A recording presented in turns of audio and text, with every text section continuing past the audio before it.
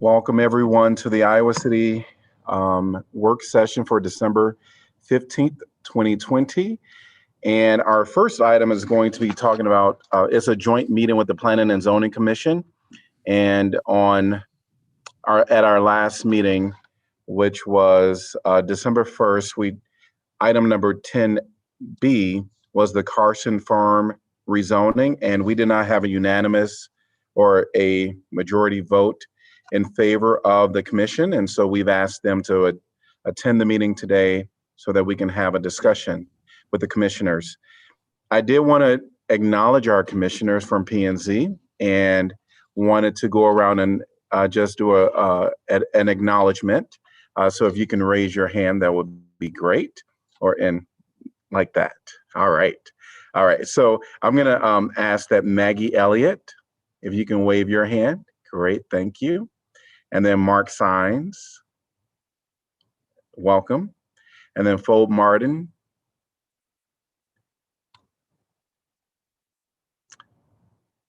I'm assuming not present, but potentially could get on.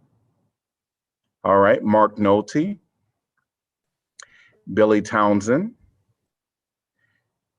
Mike Hinch, and Susan Craig.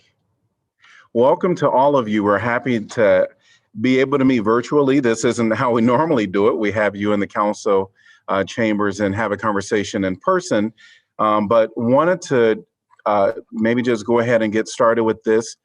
Jeff, I'm going to ask you kind of jump in and just give us a brief summary of this project, and then we will engage in some conversation.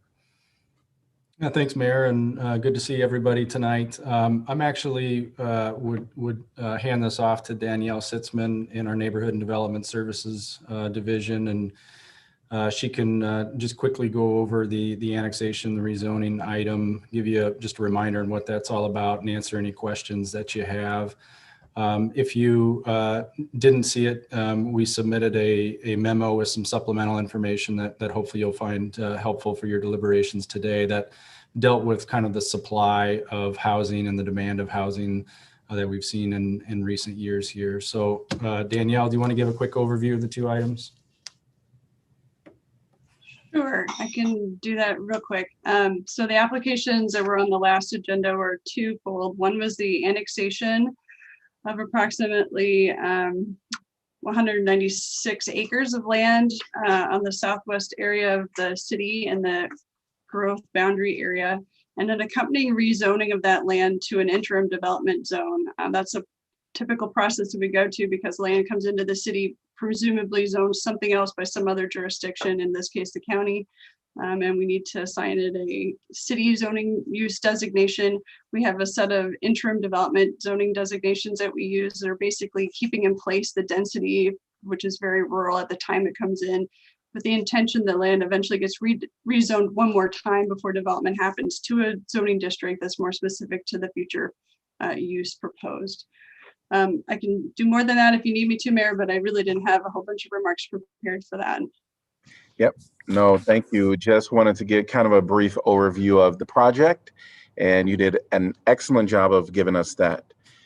So commission and counselors, I also wanted to ensure, I don't see our Mayor Pro Tem, but I see all of our other counselors. Is that correct? All right.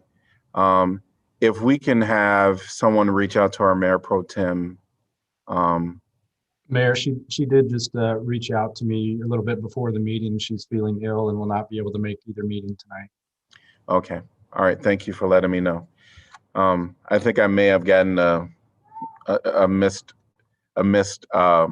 electronic something from her right before the meeting as well. So, all right. Thank you for letting me know. All right.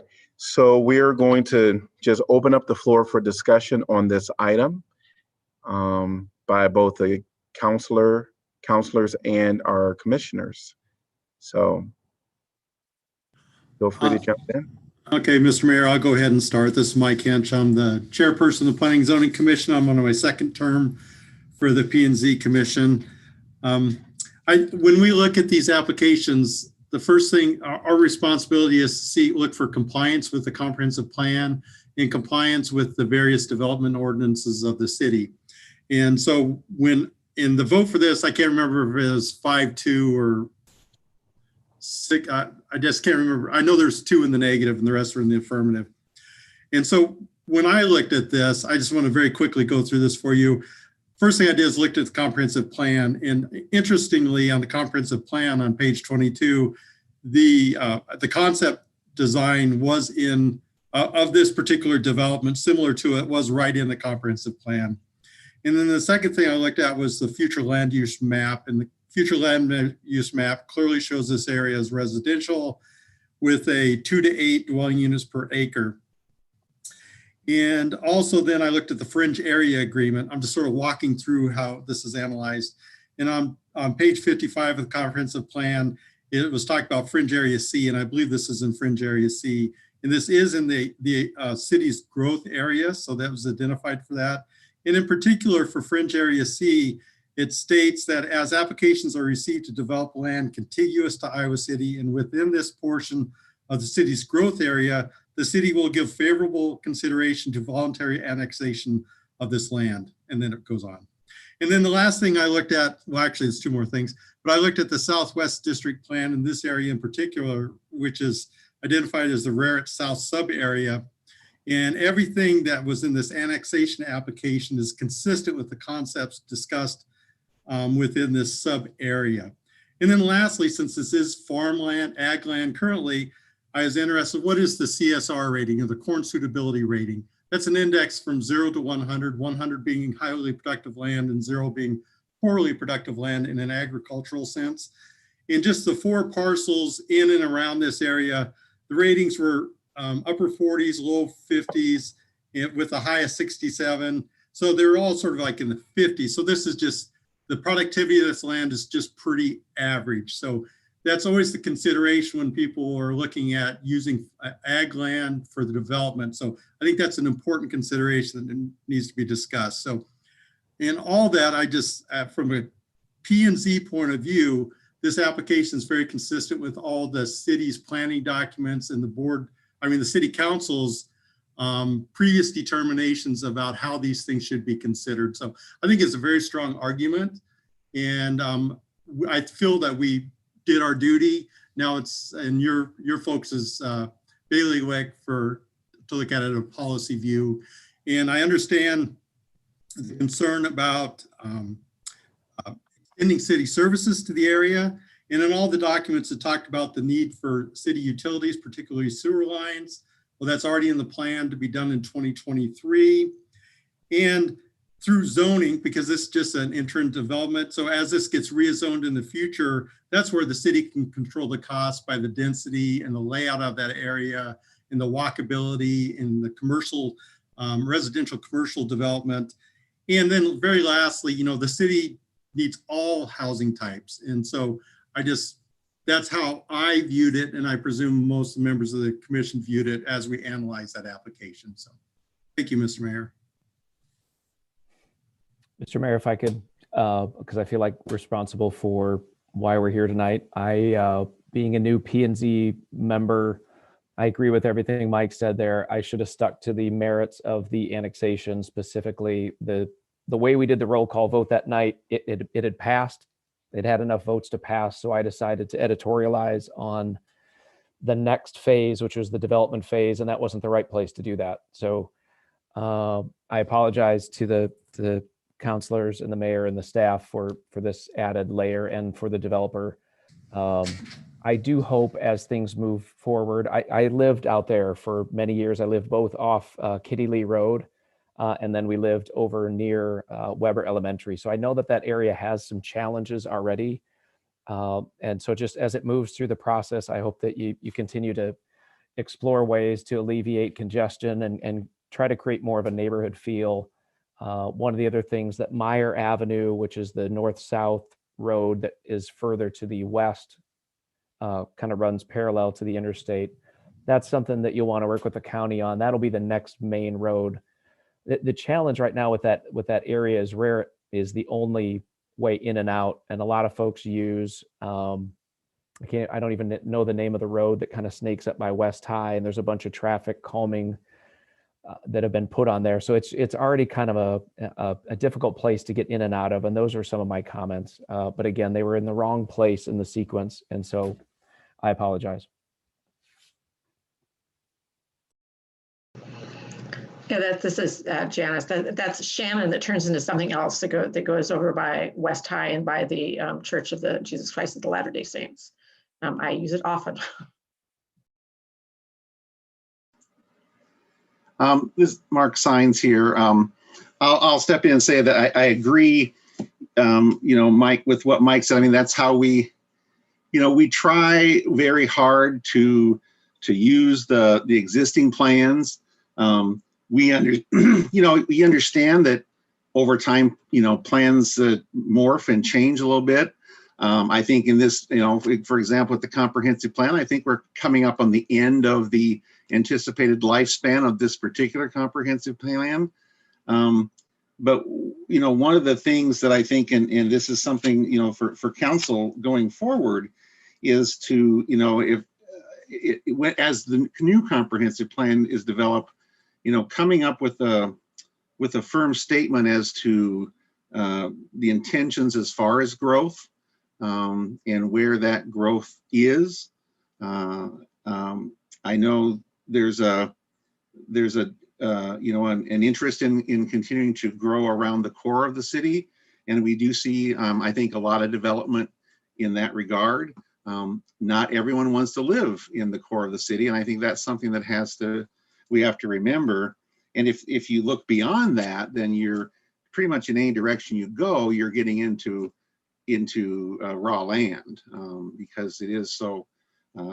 Because we're pretty well full up until then, and so I think that as we look forward, I would encourage council to kind of lay out some desires or expectations or guidelines as to what you are looking for in growth, if it's significantly different than what the current documents say. I was in support of this particular annexation, and the comment I would agree, and Mark, thank you for noting that. There's a whole lot of opportunities down the road to refine what any development on this land would look like and what it would be. I think at this point they're simply asking to become part of the city, and I personally feel like if a contiguous piece of land wants to become part of the city and hopefully become a productive part of the city, that it would be looked upon favorably. That's kind of my bias. So that's where I'm coming from, and I'm happy to answer any questions. And I'd also like to add that the fact that there's 10% affordable housing that they've written into that plan is another good reason. There's not a lot of affordable housing on that end of the city. And it would be nice to have that piece as part of it.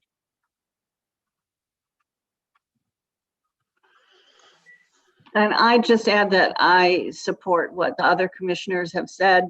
I'm pretty new to P&Z, but this, in what, 6 months, maybe, I don't know how many meetings, but this seemed like one of the most straightforward things that we'd seen. I mean, it just fit into everything that was going on. There were some preliminary outlines of what a development might look like, and that were done years ago. And I asked a couple questions about that. And the point which has been made already is that gets taken care of later, that this is the annexation. And I don't know why you wouldn't annex it. So that's my comment.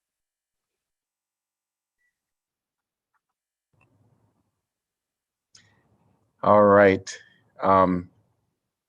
Want to allow for any other comments by the commissioners. Of course, this is a conversation, so just jump in at any point. Because I was in the dissent, at least thinking that I would not vote in favor of the P&Z, I think that I'll go ahead and jump in and give my comments. First, I want to say thanks to all of our commissioners. I know that the work that you do is great, and I can tell just from the comments that this was given great thought. The comp plan, you're exactly right. This is a part of the comp plan. The fringe agreement, exactly. This is a part of the fringe agreement. It's right there with what we will want to annex within the city. It has affordable housing, 10%. That is awesome. It also it provides for, and sorry, I'm in an automatic lights. You have to move around a little bit. It also provides for different types of housing options, as Mike had mentioned, throughout our city, which we need. For me, this wasn't about this wasn't about it being compliant with the comp plan and with and providing affordable housing, some type of affordable housing. For me, this was more about counselors. Maybe we need to hold off a little bit, and we've been working on the South District form-based code, and we're talking about making that kind of the throughout the city. We've been talking about the affordable housing plan that we want to do here in the near future. And so with this being, I believe it's 196 acres, I thought, wait a minute. We continue to allow development that is already within the city. I do personally continue to allow it to operate. We have ambitious goals for our climate action plan. And we continue to push, these projects through, knowing that we're saying down the road we're going to change we're going to change what we require of our developers. And so, because this wasn't in the city, personally, I wanted to make a statement. I wanted to make a statement to our counselors that we really need to prioritize. If we're saying we want to do all these great things with affordable housing, making sure that everyone has an opportunity to live in Iowa City that want to be here, we want to make this our community, our environment better through our climate action plan. And that was the reason I was going to be in the dissent. And so I will say that when I first came on council, I went through several tutorials about what is P&Z and other commissions. And I learned that a part of your role is to look at what exists. And if it falls in what exists, then you are supposed to approve it. I believe you've done your job, and I thank you for doing your job according to what you interpreted it to be.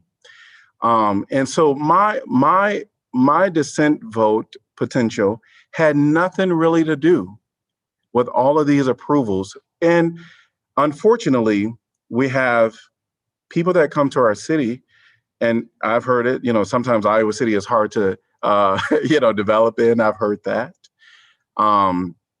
We want our developers to know what they're getting. And so if we are on the brink of doing a new affordable housing plan, we're on the brink of, maybe recreating our to a form-based code, then I personally, with this amount of acreage and what this can really bring to our city, I would love for this to have those new standards, including the climate action protocols, to have those standards in place. And so that was the reason for my leaning towards not supporting this project. If I could, I supported the annexation, and I think it's really important for all of us. And again, I appreciate all the work that P&Z has put in. Mike, I think you did a great job of kind of summarizing your analysis of it, and I think your fellow commissioners looked at it the same. Mark, don't blame yourself for being here. For us being here, that's not on you. We discussed this, and I think these projects are complex, and I think oftentimes it's difficult for people to kind of break apart the different pieces that need to occur before the final development happens. And that's what I think is really, really important here, is we saw the old district plans. And I think, as Danielle, made clear in that meeting, those are going to be redrawn. Those are going to be done. They're redone. They're 10 plus years old, maybe. And certainly we've done a lot in that time in terms of our affordable housing that has to go with annexation, our form-based code that we're doing throughout the city, et cetera. And so for me, when I look at this, I look at this as being a natural annexation to the community. I appreciate staff's extra information that was in the late packet in terms of really giving us information on what limited land there is for any kind of significant infill left in the community. We obviously have challenges in this community in terms of affordable housing. And if the supply is further restricted based on in relation to the expected growth of our community, which was explained in that memo, that is just going to drive up housing costs even more. We have to have supply available. So for me, this was just the first step of a many step process. And the idea that the sewer line isn't even going to be out there till 2023 gives the city ample time to get our new affordable housing plan in place, to look at how our climate action items might be changed in regarding to housing. I would certainly hope, I won't be here, but I would certainly hope that future councils would require a much different district plan. I mentioned this last time, with much more diverse housing stock than just 196 acres of single family home. I thought the developer's memo regarding discussions they're already having with the school district on space for, and these aren't commitments, but obviously they're having discussions on an elementary school, a middle school, a fire station, park areas. These are all decisions that the city council will have authority to weigh in on. And so to stop the process or delay the process now risks it going forward at all. And these things take years. I mean, I look at one of the last kind of big ones we did with the extension of Tamarack, and that was probably at least an 18-month process from the time those developers started until they broke ground to actually build houses. And this one is much bigger and much more complex. And so to me, by doing the annexation, it signals to the developer that yes, this is an area that we want as a part of the city. We want to have control of it. We will then provide the infrastructure. Yes, we will have to provide services like mass transit, et cetera. I totally get that. But we want it, and we're willing to work with you over the next 3 years prior to the sewer being in there to make sure that this is a wonderful neighborhood. It's an inclusive, diverse neighborhood, different price points and types of housing, and all the other public amenities. I think to delay this now simply delays the whole implementation of it, and maybe the developer decides not to go this route. And I think that would be really unfortunate. We need more housing in the community.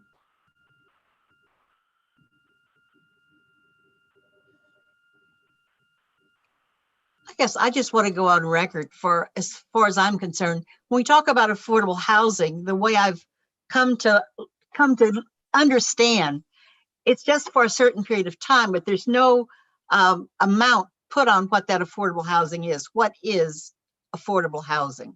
And why is it only for a certain amount of years? When a person goes into a unit, if they've only got 10 years of affordable housing, what is there to say that in 10 years they can afford the regular price of that unit? So I think something needs to be, you need to talk about what exactly this affordable housing is and for what period of time we're talking about, because just to have it for a few years, we're going to be in the same boat 10 years from now that we're in today. So when you start writing those new requirements, those are the kinds of things that I hope you take into consideration, that it shouldn't be a time limit on how long a person can be in those units.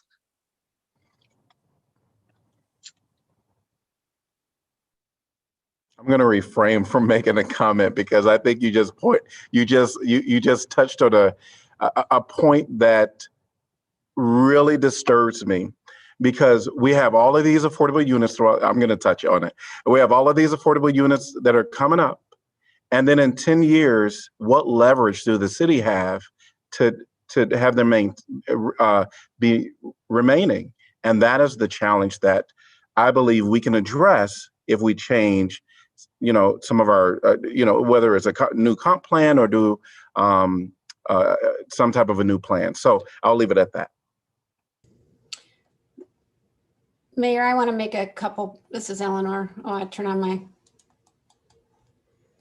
I just want to make a couple comments that might not be obvious and that come to me partly from working with the planning staff on the form-based code in the South District, which I think has presented a number of challenges, partly because we've got diverse property owners and we have some land there that is not already within the city.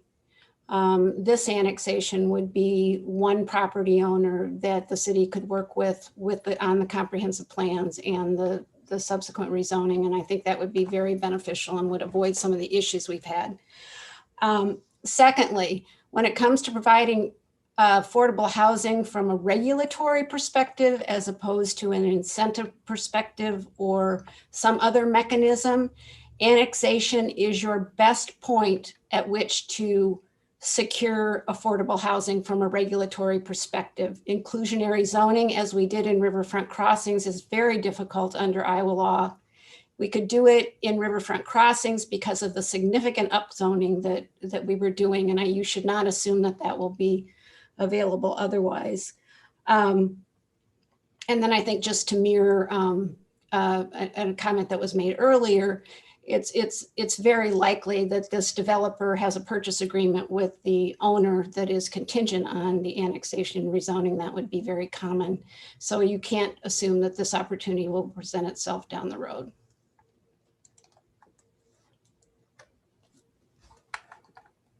I was just hoping that staff could maybe articulate for us what is the affordable housing component that is tied specifically with the annexation, just so we can have a little clarity on that. Eleanor, you can correct me if I go astray, but there's an annexation agreement that basically ties them to our current policy. They acknowledge our current policy and commit to fulfilling it in the future at the steps at which they actually execute an affordable housing agreement, which is much farther down the line in the development process. It's actually just prior to building permits. So they get through the subdivision approval process, continuing to commit to doing it. The actual execution of the agreement is at the very end. I would just add that that's correct. That we would add a condition to the conditional zoning agreement for the interim development rezoning that required that affordable housing agreement at the time the building permit was issued. Could you remind us? I believe it's 10%. It is 10%. And what's the year? What is the year? How many years is that for with the annexation? It does. Well, it doesn't say in the proposal that we had, other than it was resolution 18.-211 related to affordable housing is how they had it listed in the actual reading. Tracy Highshoe, the Neighborhood Development Services. In our annexation policy, it's looking at a 20-year time frame. It encourages the 20 years. Now, when we look at that steering committee for housing or new action plan, we can address that. We can talk about that. It could be, if you want permanent affordability, it might be we give the option, for the city or affordable housing provider to buy certain units. Otherwise, you're looking at a cost analysis and you're looking at how many years does this requirement. Permanent affordability requires ongoing subsidy. So unless the city's owning it or we're selling it to a nonprofit, somebody with a mission of affordable housing, it's hard to hit that permanent affordability unless you're doing that. But we do have time. Like I think we've said, the sewer doesn't come in until 2023. We will start the steering committee conversations for housing this January. And I think Jeff wanted those recommendations by October of 2021. So we will be picking up and discussing that.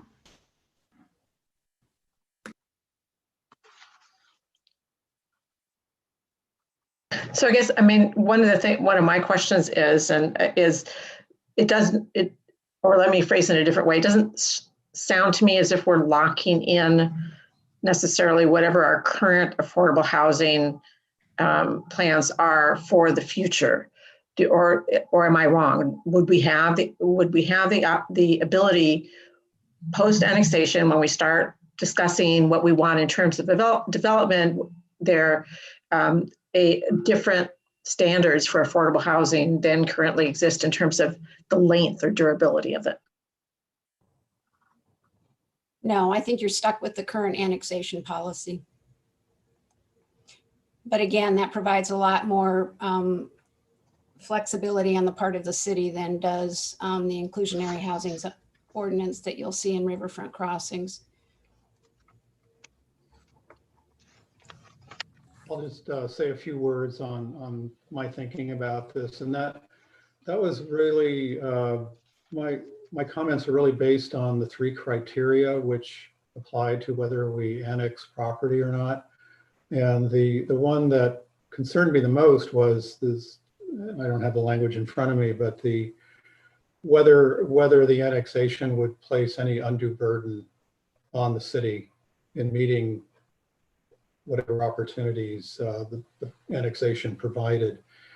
And, you know, as we've been noting, there really isn't much there for me to be able to evaluate the question of the undue burden. You know, the comp plan and the scenario that was developed for this piece of that area is outdated. So it really doesn't, I think we all acknowledge that we don't really have a comp plan in place at the moment that helps anyone understand what future development of this pretty large piece of property would be.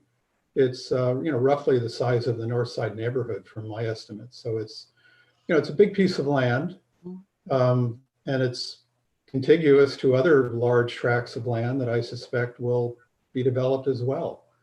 And you know, we are, I think, increasingly aware that particularly when we develop on the edge, there is the question of whether the cost of the infrastructure long-term can be sustained by the value of the property as it is developed. And really the only way of being able to assess that is to have some level of planning, which gives you a document by which you can then apply that kind of evaluation. So it seemed to me there's a process here that I feel I would be much more comfortable if at least I understood what kind of process we're talking about. And right now, you know, I can't say that I really have any clarity as to what that process would be.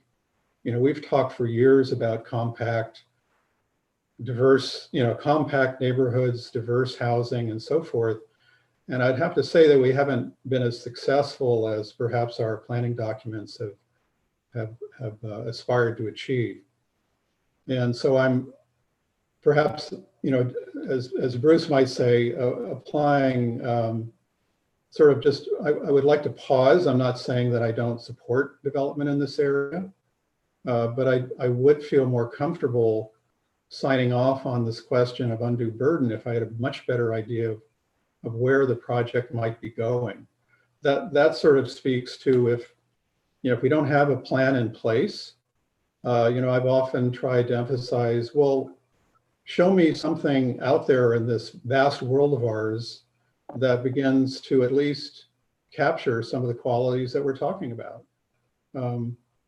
Because otherwise it's just words. And, you know, I think it's hard to evaluate issues such as, you know, the fiscal component without having a better idea of what it is we're talking about. So I'm certainly not interested in saying no to this annexation, but I do feel we really have a real serious gap in terms of our understanding of how we move forward. There just isn't any vision statement in the comp plan currently in place. And it seems to me with a project of this complexity, based on those sort of comparables, benchmarks, if you will, Typically, successful projects require consulting services, especially if we're going to make that evaluation in terms of whether the project fiscally, if we do the math and make sure that it will in fact not be an undue burden on Iowa City. So what I'm interested in seeing is a more kind of detailed roadmap of the steps involved that we will be undertaking once we approve the annexation. I then want to acknowledge Commissioner Phoebe Martin has joined us. Welcome.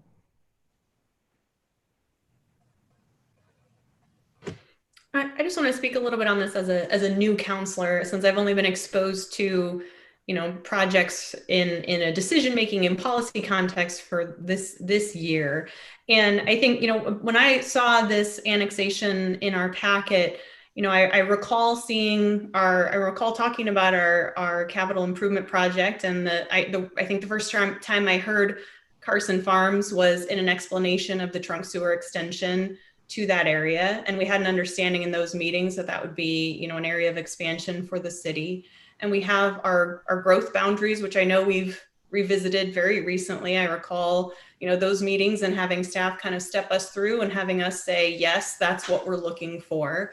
And I think as far as I really appreciate this additional conversation and kind of sharpening the focus for me, because I think what we're talking about is our values, right? The concerns that I'm hearing are, can we make sure that at the point in time this property is developed, it will reflect the values, because this is a big project, it's a big deal. It's one landowner, many, many acres, right? And so there's a lot at stake in terms of what we want to see for our community. And I think with this time frame, and with our very public conversation and our engagement with the developer on what our expectations are, we can say the comp plan is outdated.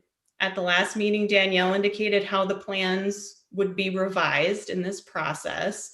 And I think what we have is start at the end, as the mayor likes to do. We have our vision. We know that climate action, equity, and financial feasibility, sustainability, as Councillor Thomas is pegging, those things are really what we know have to happen in order for this to be successful. And I don't want our fear or our distrust of ourselves and being able to carry that out, and the city being able to carry that out, to make us miss an opportunity that I think is tremendous when we're talking about, form-based code and what we already have in development and how that could be applied here. When we're talking about the revisions to the plan and the developer already indicating that they're, understanding of that and not wanting to do large lot single family.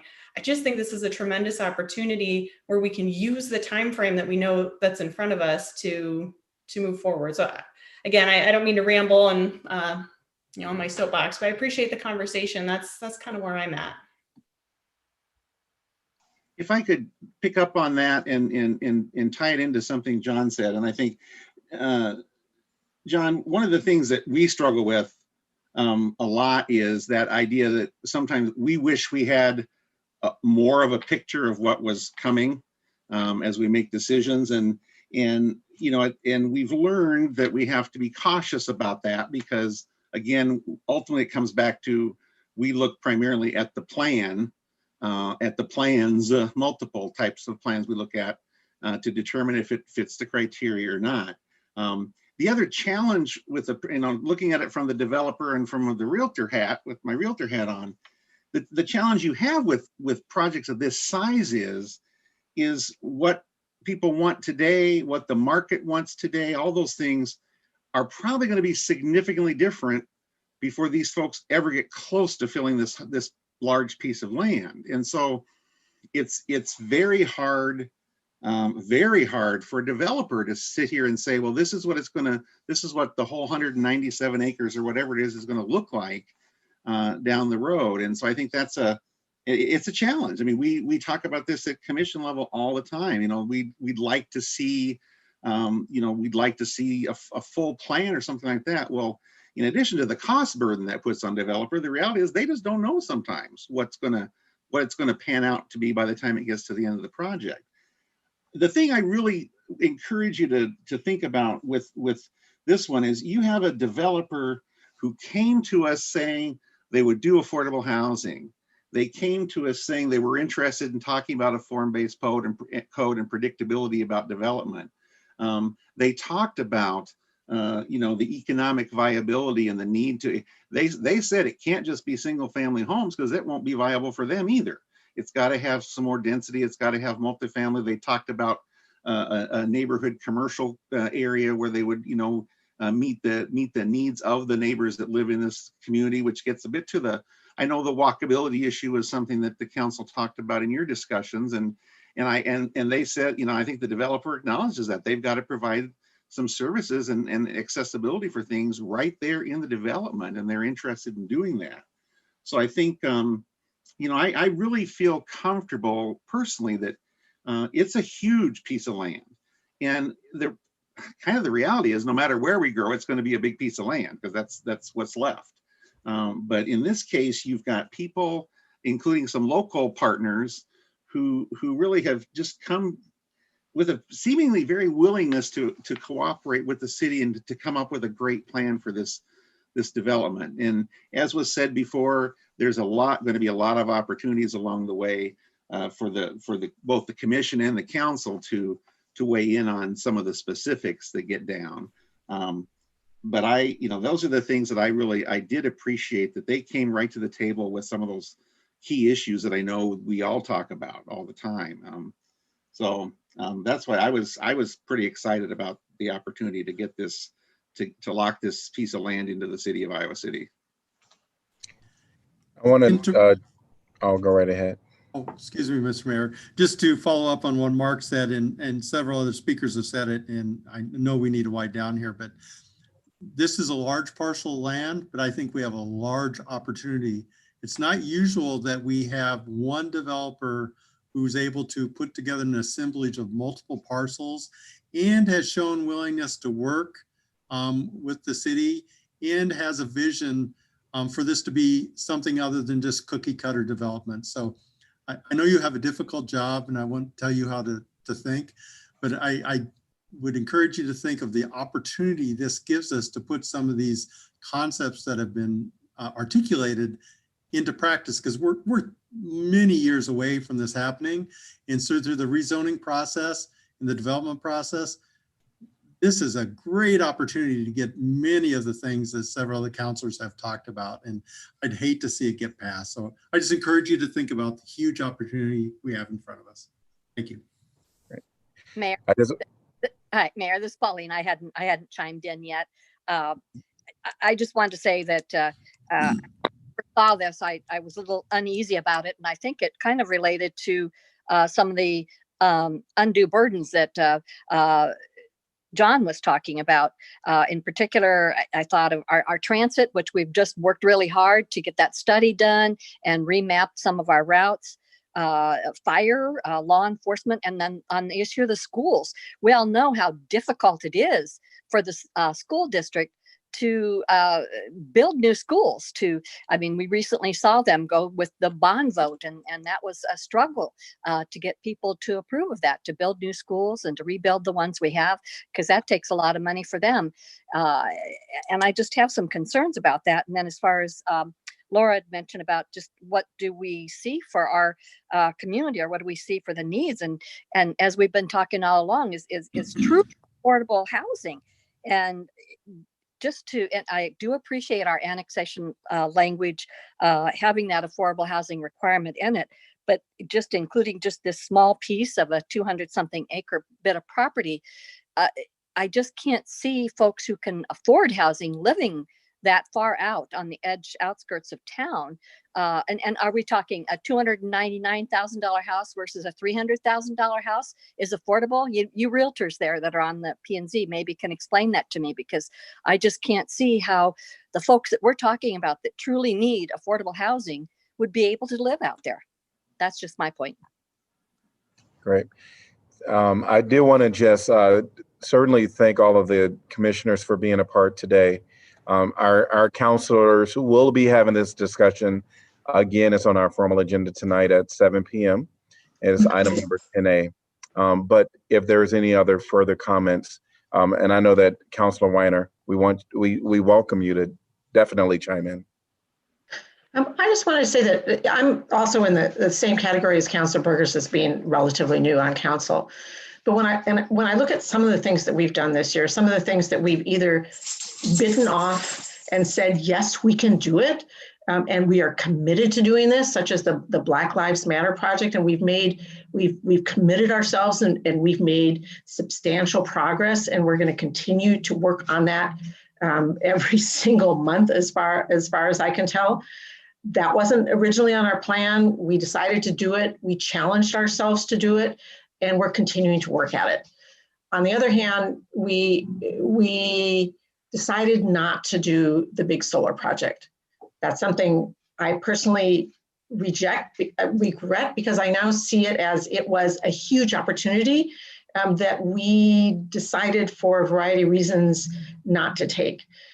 I'm right now seeing this more as an opportunity to also hold our own feet to the fire to make sure that we get the type of community and development that we want 3 or 4 or 5 years from now, so that it really does answer to the community, and that the opportunity is there. I think I see it right now as a major opportunity for us to help shape and develop, as opposed to one of which we should really, one that we should fear or really be concerned about. Because this is either our community is going to grow, or the communities next door are going to grow. And I'd rather, to be honest, I live on the west side. I'd love to see more development on the west side that, as Billy Townsend mentioned, has different price points and different opportunities, with more park and more opportunity for shopping, none of which we really have right now, or that we have in substantial amounts. So that's sort of where I'm coming from. Thanks, Mr. Mayor. Any other comments by anyone before we close our time here with our commissioners? One last thing, just to take the opportunity. We've had, on the P&Z, we've had multiple occasions the last several years of struggling with outdated fringe area agreements. It's just one thing that really needs to be updated. I know it's being worked on, but the faster the better, because it's been a problem for us. So thank you. All right. Well, thanks everybody, for the commissioners for being a part, and we'll be back at 7 p.m. talking about this very topic at our formal meeting. Thank you. Thank you. Take care.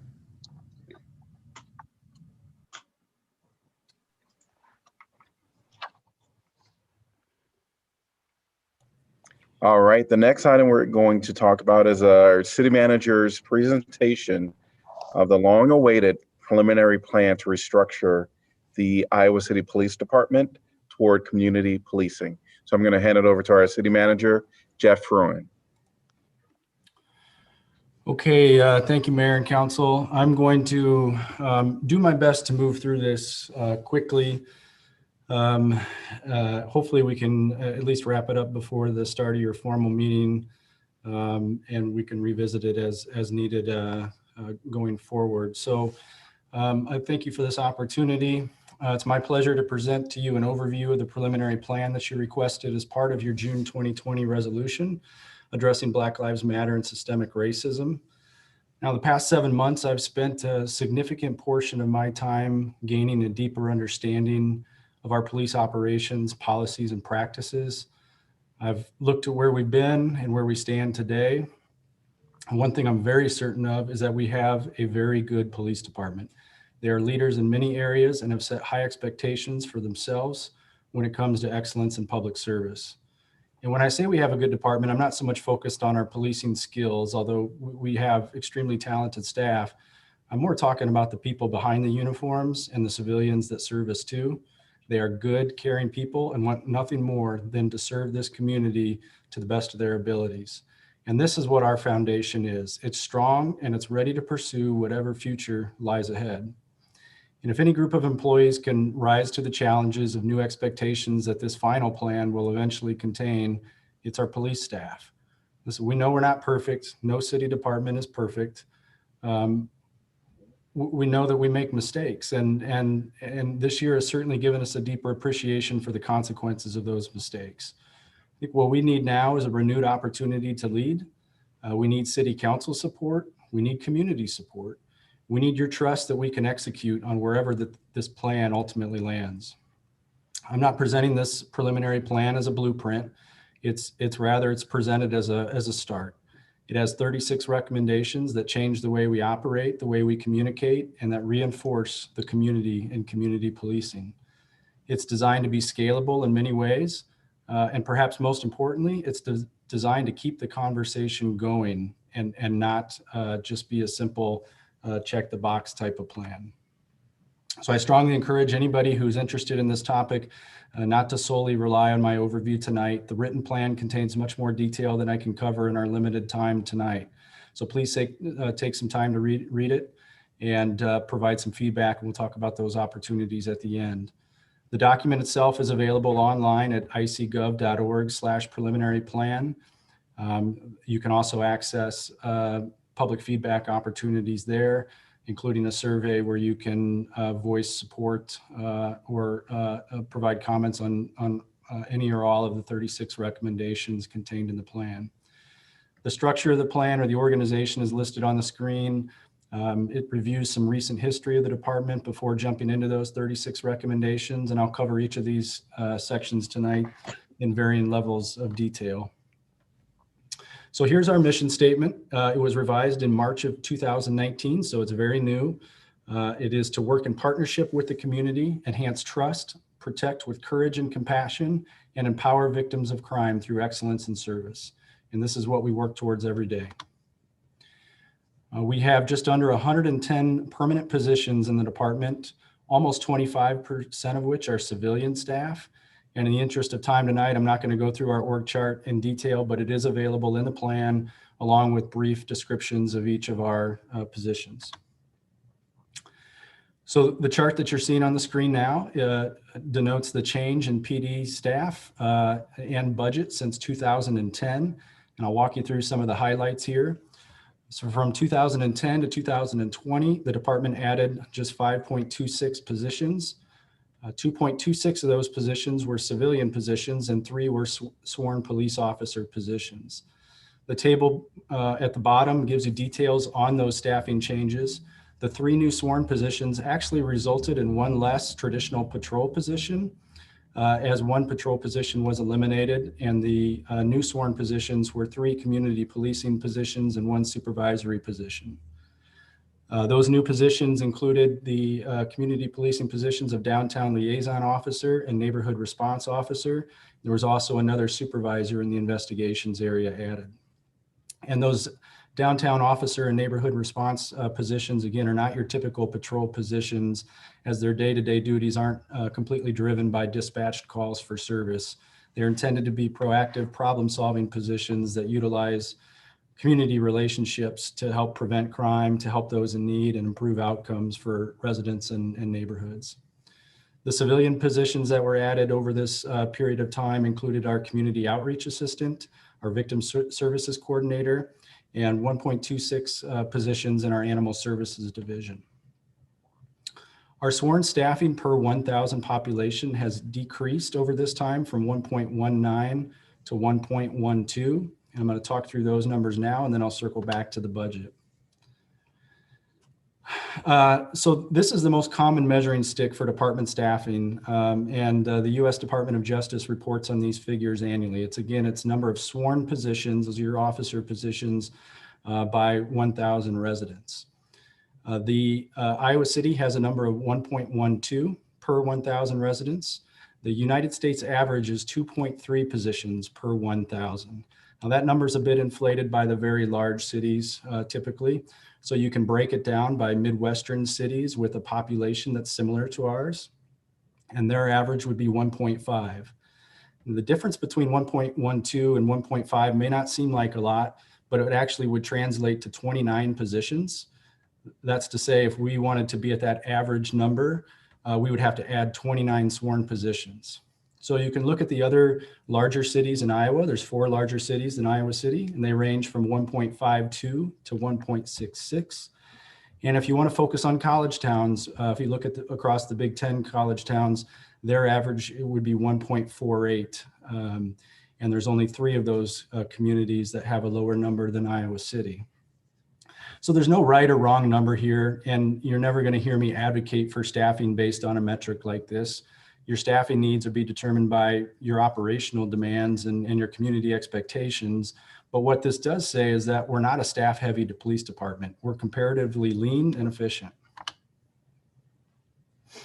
From a budget standpoint, over that 10-year period, the average annual growth of the police department budget is 3.6%. We've consistently been between 23.88 and 25.65% of the general fund budget since 2012. And that level of increase is very consistent with what we see in other departments. And it's largely attributable to wages, health insurance, state pension payments, and inflationary growth in supplies. From year to year, budgets will fluctuate based on one-time items, such as in the police budget, deer sharpshooting like we did last year, vehicle purchases, and consulting studies. Now in the police department, 86% of the budget is related to personnel. It's very labor intensive. About 15% is going to non-personnel expenses like training, vehicles, fuel, IT services, pet supplies at the animal shelter, those types of things. When you're that heavy on personnel, you're going to probably in a typical year have 3 to 4% growth that's needed. You think about bargained wages with the unions, you think about health insurance premiums, and again, state pension payments that are mandated that we make. That's 3 to 4% is going to be pretty typical. So when you see an average growth of 3.6% over a 10-year periods, that is very much a status quo budget. I'm going to get into calls for service a little bit. In 2019, that breaks down to about 200 calls for service per day. Now, just over half of our calls are initiated by the public. That means they're based on 911 calls, non-emergency calls, or someone that might flag down an officer while they're on duty. The 46% that are officer initiated, most of these would fall into the categories like traffic stops. If the officer observes you speeding or running a red light, we do a lot of bar checks at night. Those would all be calls for services when we're evaluating those establishments. Even attendance at community events would be counted as a call for service that's initiated by an officer. Nearly half of our responses as officers result in no action, and only about 10% of our calls for service end in arrest or citation. So I want to kind of pivot over to crime stats right now. Iowa City is a very safe community, but we can't be naive. We have serious crime that takes place nearly every day, and all these crimes have victims. We average multiple theft offenses per day, multiple assault offenses per day, and daily occurrences of fraud, drug violations, and vandalism. The most concerning is the rapid growth in weapon violations. 2019 was up 97% over the previous 4-year average. And I really want to call your attention to the right side of the screen there, and just looking at the shots fired incidents that we've had from 2019 to this year. In 2019, we had 15 shot fired incidents. This year, we're up to 56. In 2019, those incidents had about 56 rounds that were fired. We're over 300 in 2020. 5 individuals were injured in those shot fired incidents last year. We have 16 individuals that have been injured this year, with several weeks left in the year. This should concern all of us greatly. Let's look at violent crime rates. This takes you back all the way to 1995.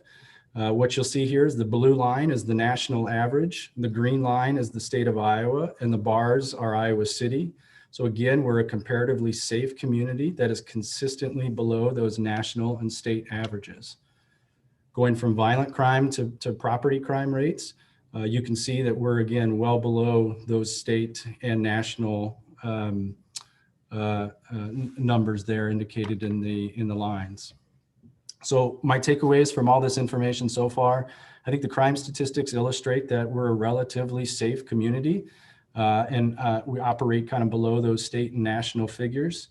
And this is really despite some status quo staffing levels that we have that are well below our national and peer community staffing averages.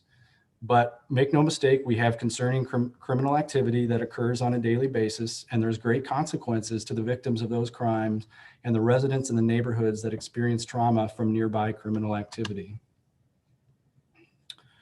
For good reason, we need to be hyper-focused on use of force. And first, it needs to be clear that in every incident, we should aim to use no force or the minimal amount necessary to protect everybody's safety. So here's some data on our use of force. Less than 0.5% of calls for service result in use of force. Those numbers can overstate force a bit because we define use of force in a way that may include no physical altercation with an individual. So for example, these numbers include situations where an officer displays a taser but does not use that taser.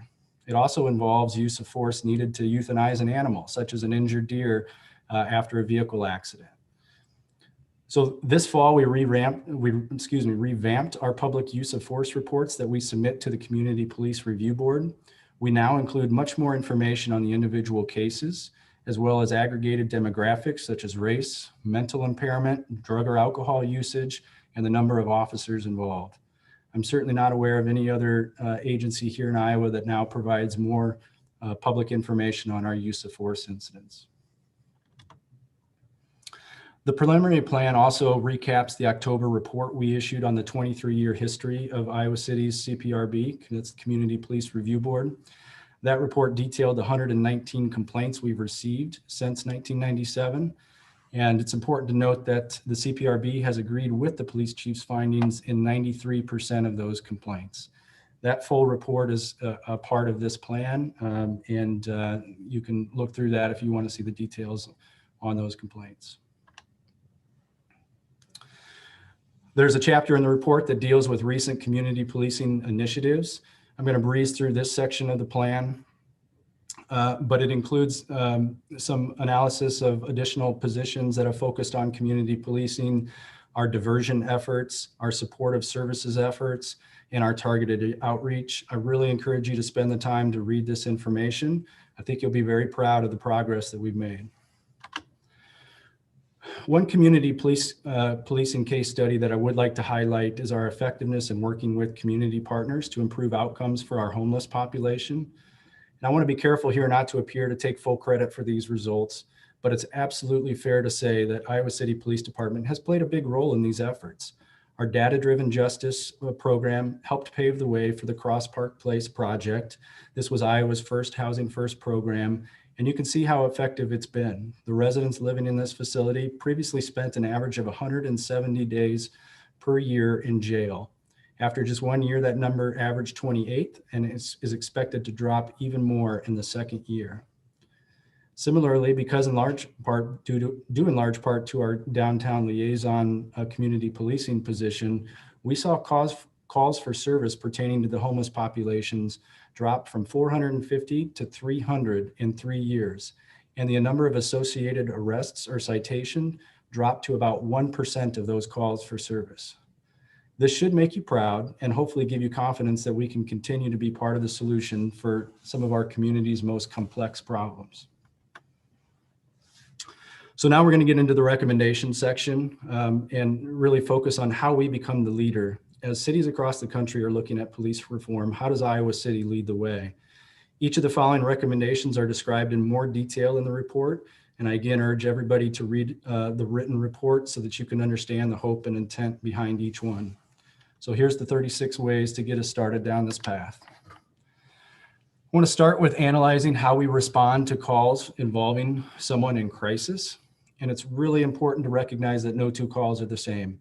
As such, there's no singular response structure that's going to be a match for all crisis calls.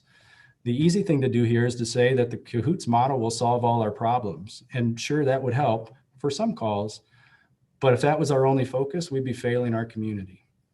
We need to be prepared for crises of many different shapes. And frankly, individual calls regarding people in crisis can change dramatically during that call.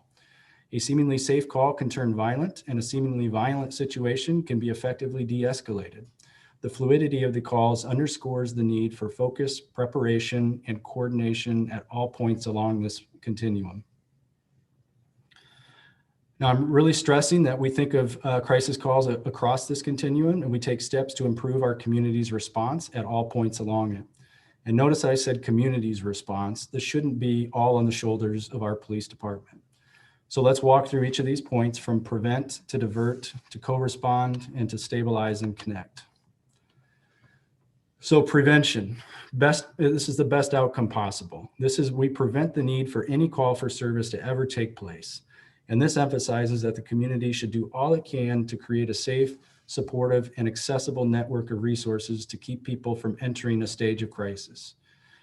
So the way you do it is you have to invest more in our social service network. And council, you've done that in recent years. You've increased our aid to agencies program by well over 50% in the last 2 years. You provided $2.5 million for the new GuideLink Center. You invest in affordable housing and services like the winter shelter. But if we want to get serious about being effective in preventing calls for service, you have to think on a different scale. I'm suggesting that it's time to give your local option sales tax a serious conversation in 2021, with at least 15 to 25% of those proceeds going to our nonprofit community. So that's recommendation number one. And we just talked about our interaction with the homeless population. I told you how proud I am of the work that we've done there. We should be proud, but we shouldn't be content. And we need to think about civilianizing this effort. And thus I'm recommending that we partner with the Shelter House to jointly fund a new street outreach and engagement specialist that would be employed by the Shelter House, and that would work in close cooperation with the police department to proactively connect individuals to services and prevent police calls for service from being generated by the public. Lastly, we need to do more to proactively support our immigrant and refugee population. We need to hire someone from within this community to help perform outreach and help those that are new to our country and our community. This person would work both ways, educating our residents and educating our officers. We need to build these bridges, and in my mind, we need to hire from within the community in order to do so effectively.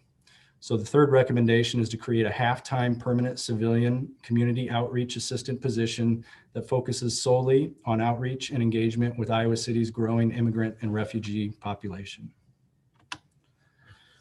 As we move along the spectrum now, I'm going to talk about diversion. Recognizing that we can't prevent all calls for crisis, our next priority should be to safely divert as many calls as possible away from law enforcement. If an officer doesn't need to respond, then let's not respond. We are blessed in Johnson County to already have a 24/7, 365 mobile crisis response team that operates as part of Community Crisis Services. It's fully accredited operation, and in 2019, they responded to 551 calls in Iowa City alone. The mobile crisis is staffed by full-time employees in a central office, Monday through Friday from 8 a.m. to 8 p.m. Outside of these hours, the service is staffed by on-call counselors who are dispatched from a decentralized location and then mobilized with the teammate before responding. Thus, response times during on-call hours lag behind those during staffed office hours.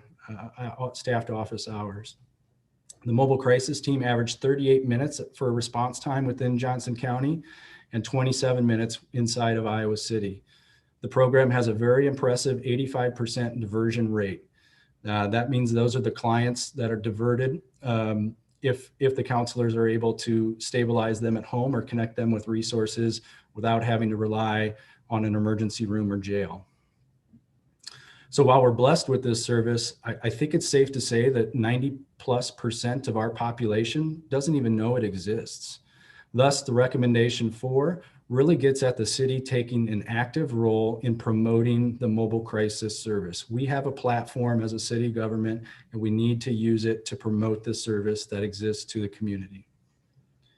So promoting it is important, but we have to plan for expanding it as well, especially if we want to see them take on a higher percentage of calls. This is a bit more complex as it's currently a countywide service. Thus, we're going to need some regional cooperation in order to do this right. The good news is there's a blueprint for that type of collaboration. It's the GuideLink Center.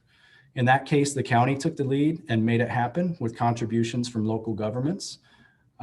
In this case, I think it's our turn to take the lead and see if we can work with community to get this expanded throughout Johnson County. The sixth recommendation is to convene stakeholders from the mental health region, community, mobile crisis team, and the Joint Emergency Communications Center staff and board to discuss integration of mobile crisis services into the dispatch process. Mobile crisis is currently dispatched by the mental health region, and it's not integrated into our 911 system. So why is this important? Nearly every single person at a very young age knows how to dial 911. But how many of us can recite the 1-800 crisis number? How many people are going to take time to find that number in a crisis? Now, in July of 2022, we expect the recently approved National 988 crisis line will take effect, and that will help, but we should still pursue 911 integration and train our dispatchers to be able to determine if calls can be safely diverted to mobile crisis. This is, again, is a regional question and not one that Iowa City can unilaterally answer. Thus, we need to be conveners and facilitate this action. Outside of mobile crisis, we have a few other options to consider under the divert category. Iowa City Police Department has 3 civilian community service officers. Most recognize them by the white pickup trucks that they drive. These individuals perform a variety of tasks, both internal to the PD and external to the community. Externally, they help with traffic control, removing road hazards, enforcing parking, and a whole lot more. In 2019, they responded to more than 4,400 calls for service. While their capacity is maxed out now, we should really look at whether this model can be expanded, and that's the recommendation 7. Lastly, counselors have suggested revisiting the topic of automated traffic enforcement devices. This was actually recommended by the police department back in 2011 and was approved by the council in 2012. However, before implementation, there was a citizen initiative opposing ATEs, and in 2013, the council reversed course and explicitly banned such devices in our code. These traffic enforcement devices are a significant point of contention in the cities that use them and can be very polarizing. This is candidly not something I'm very excited about, but if the council wants to go down this path, you should have some in-depth conversations and make sure that there's a political will to do so. So number 8 is that the city council should determine if you wish to revisit the concept of ATEs, and if the technology is something that you want to explore, you need to provide staff direction so that we can gather the information that will be helpful to you as you make your decisions. While prevention and diversion of calls should be a priority for the community, there will continue to be a large volume of calls for service for which a civilian response team is not comfortable or safe responding to. These instances could incur situations involving weapons, persons with a known history of violence, or other similar factors that become apparent through the dispatch process. For some of these calls, it'll be possible to respond with a co-responding pair, which would include 1 law enforcement officer and 1 civilian mental health professional. The role of the officer, often in plain clothes, is to ensure safety while maximizing opportunities for the crisis professional to interact with the individual. This fall, city staff joined Johnson County Jail Alternative Staff and Community Crisis Services in successfully applying for a grant from the East Central Mental Health Region. With this grant, the Mental Health Region will fund a civilian co-responder position to be employed by community within their mobile crisis unit. And this funding commitment includes 100% of the personnel cost in year 1, and that steps down to 75% in year 2, 50% in year 3, and 25% in years 4 and beyond. And while the position will be employed outside of the department with community, the police department will pay a portion of the salary that is not covered under the grant. The city's in discussion with the Mental Health Region, Community Crisis Services, and Foundation 2, which is a well-respected crisis response nonprofit in Lynn County, about how the program will be structured. Foundation 2 brings great expertise to the table, as they have a similar successful program with the Cedar Rapids Police Department. Their guidance, training, and expertise will help ensure the co-responding partnership finds success here in Iowa City.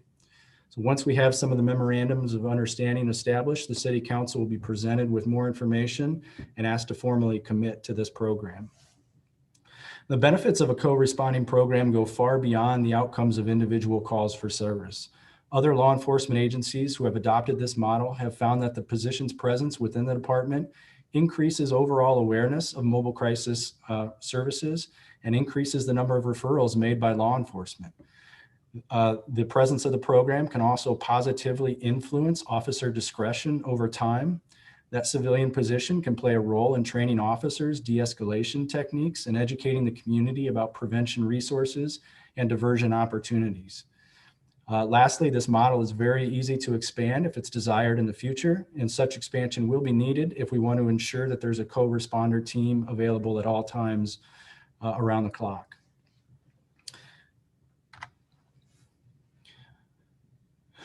Despite all the efforts to prevent, divert, and even co-respond, there's going to be calls for service that require law enforcement to assume control of the scene. Such calls include volatile situations when public safety is clearly a concern, or when a co-responder team or mobile crisis unit isn't available to handle a call in a timely manner. In these situations, the city needs to continue to ensure that officers have proper training and are focused on securing a safe scene and de-escalating the immediate threat or crisis. After the scene is stabilized, the officers need to have resources available other than the jail and the emergency rooms to connect individuals to receive the proper follow-up care. Item 10, then, or recommendation 10, is that the PD should continue to ensure that all officers receive the initial crisis intervention training and subsequent continuing education in de-escalation techniques. And the department shall continue to encourage personnel to obtain CIT instructor certification. And this is an important commitment.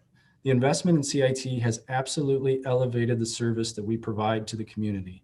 Our investments in CIT have brought great state and national recognition, and our CIT certified trainers have been asked to present at statewide and national conferences about the positive experiences that we've seen here in Iowa City. Recommendation number 11 is that the police department should partner with the Iowa Department of Public Health to begin carrying Narcan to better assist those experiencing an opioid overdose when no medical professional is on scene to assume such care. We're oftentimes the first on scene for a call for services, and officers do everything they can to stabilize situations and provide care for those victims that may be in crisis. Narcan is an opioid antagonist that can quickly counter the effects of an overdose. It was designed for use by first responders and caregivers and requires no formal medical training to dispense.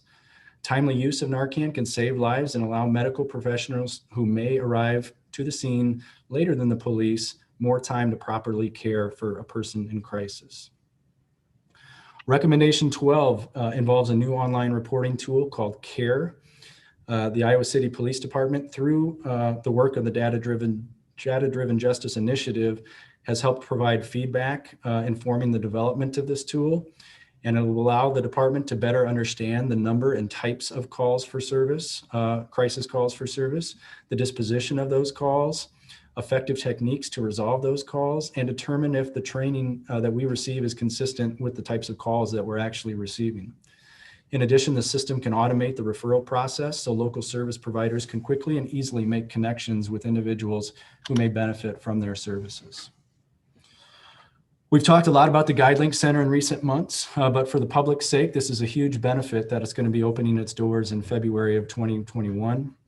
It will provide law enforcement a much needed third option beyond the jail and emergency room for people who may need some type of professional assistance with a crisis or substance abuse issue. The facility will enhance services to those in need in a non-punitive manner and provide the best opportunity for someone in crisis to access those services both in the short and long term. We have to maximize the use of this facility, and we have to make sure that we're actively engaged in sharing feedback and helping shape future planning. So 13 is that the police chief should designate a command staff team to analyze the department's usage of GuideLink Center and actively participate in ongoing intergovernmental evaluation and planning efforts to explore how the facility can best meet the changing needs of our community over time. Council was gracious enough to approve our first permanent full-time victim services coordinator position a few months ago. This position will play a critical role in helping victims navigate the criminal justice system and connecting them with community partners who can help them recover from the trauma that they've experienced. This position is a huge key in making sure that the entire department maintains strong relationships with those nonprofit service providers. So 14 is that victim service coordinator position should engage in regular meetings with those local service providers for the purpose of continually evaluating how our police department can best utilize the professionals in those organizations to support victims experiencing trauma and crisis. So we're going to shift gears now from a focus on those crisis calls to a deeper focus on unbiased policing. I want to start by talking about training. The Iowa Law Enforcement Academy provides the training foundation for all officers in the state of Iowa. There's several functional areas of basic training that total over 600 hours for each officer. While ILEA trains in topics such as unbiased policing, race relations, ethics and professionalism, verbal defense and influence, and a whole lot more, overall, it's a small percentage of a training that a new officer receives. The City of Iowa City does not have control over the basic training curriculum, but it does have control over our local field training program. The field training program is designed to take our probationary officers out of the academy and help them make the transition from kind of a classroom environment to the application of learned skills in field situations. It's a minimum of 6 weeks, but could be longer if it's determined that more training is needed. The current field training program requires probationary officers to review departmental policies such as those on racial profiling and unbiased policing. However, the process should be modified moving forward to dedicate intentional and meaningful training time and resources towards ensuring all officers have an understanding of the history of policing, past and ongoing disproportionate impacts on minority communities, and steps that they can take in their daily duties to be unbiased and anti-racist. Additionally, the field training program should provide additional training on crisis intervention, de-escalation, and the availability of mobile crisis and other prevention and diversion options in the community. So item 15 gets at that comprehensive review of our field training program, figuring out who we can partner with to really drive home those core values that this plan speaks to. The focus on duty to intervene has been elevated this year. We created a new general order and we signed a memorandum of understanding with other law enforcement agencies. But creating policy and creating culture are two different tasks.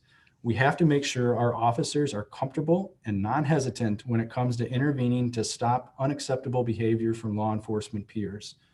One of the premier bystander intervention programs in the country is run through Georgetown University.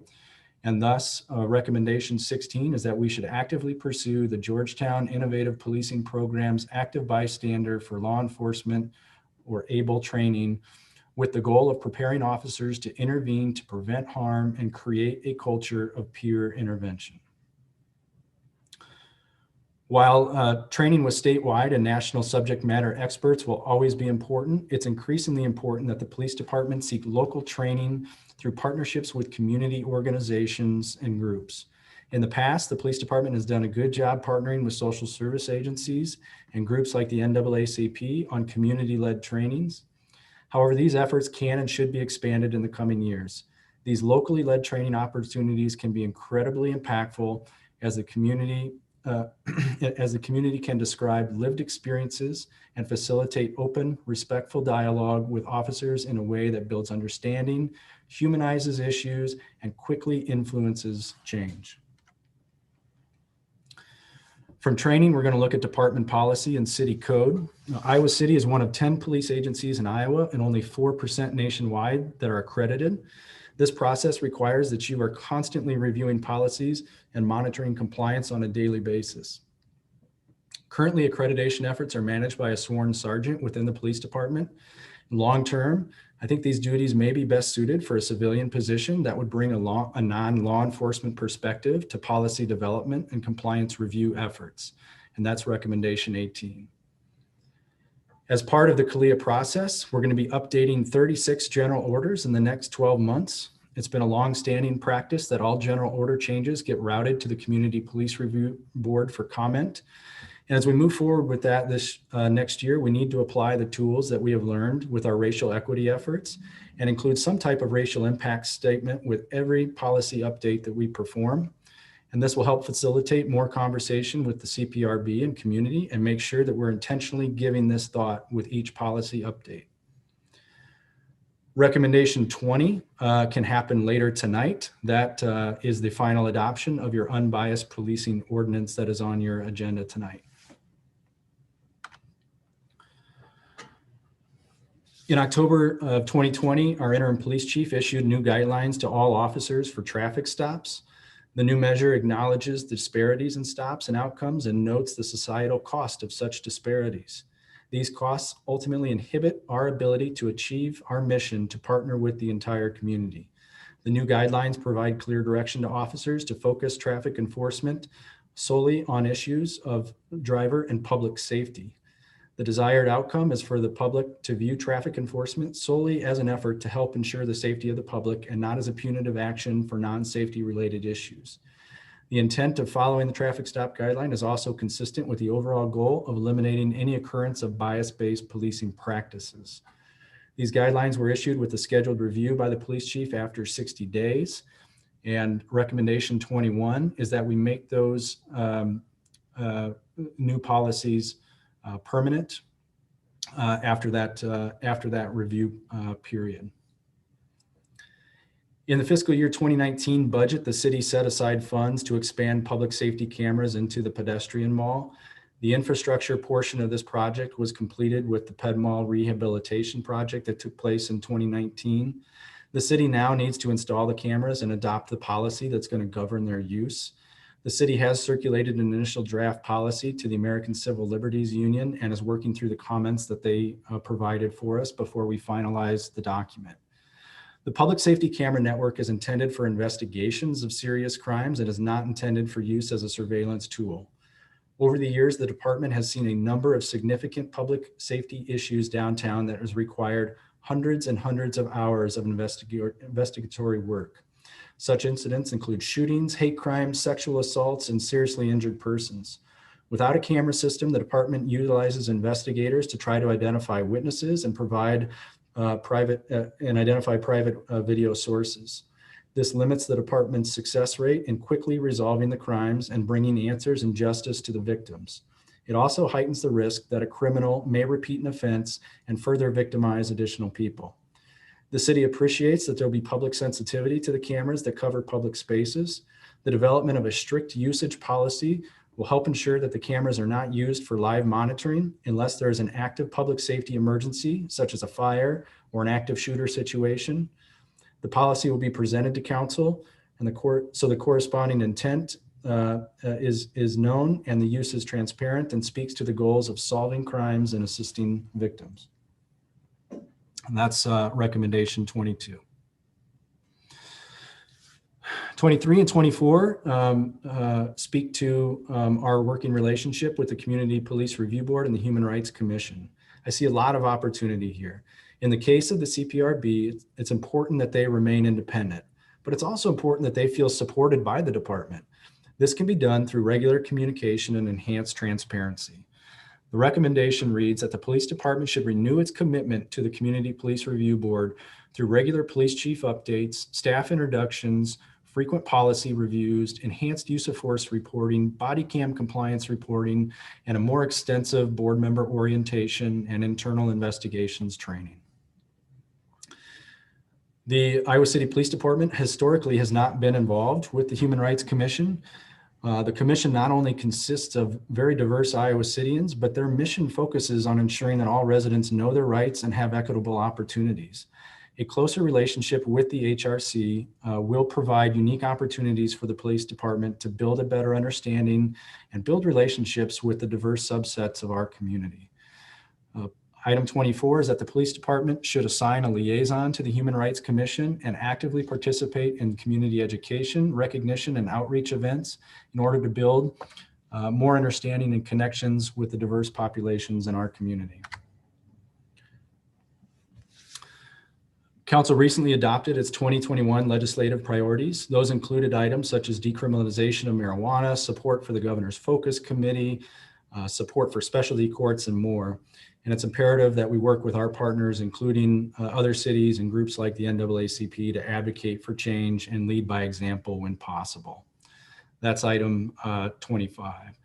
One thing that's not included in our priorities, but was something that needs statewide attention, is the topic of race-based calls to law enforcement. This topic was discussed at length at your last City Council listening posts.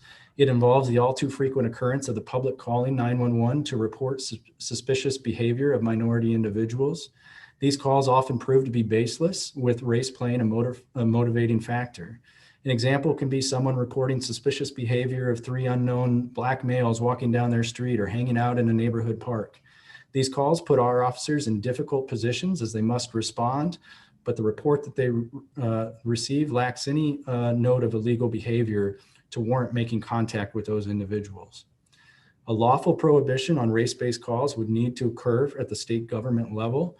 Thus, we need to explore this concept more and, at a minimum, undertake a public awareness campaign in our community to bring more attention to this issue. Earlier, I mentioned a few ways the police department can bolster the Community Police Review Board. In a few weeks, the board members themselves will present you with recommendations. However, one concept that I think is very worthy of exploration is a countywide Community Police Review Board.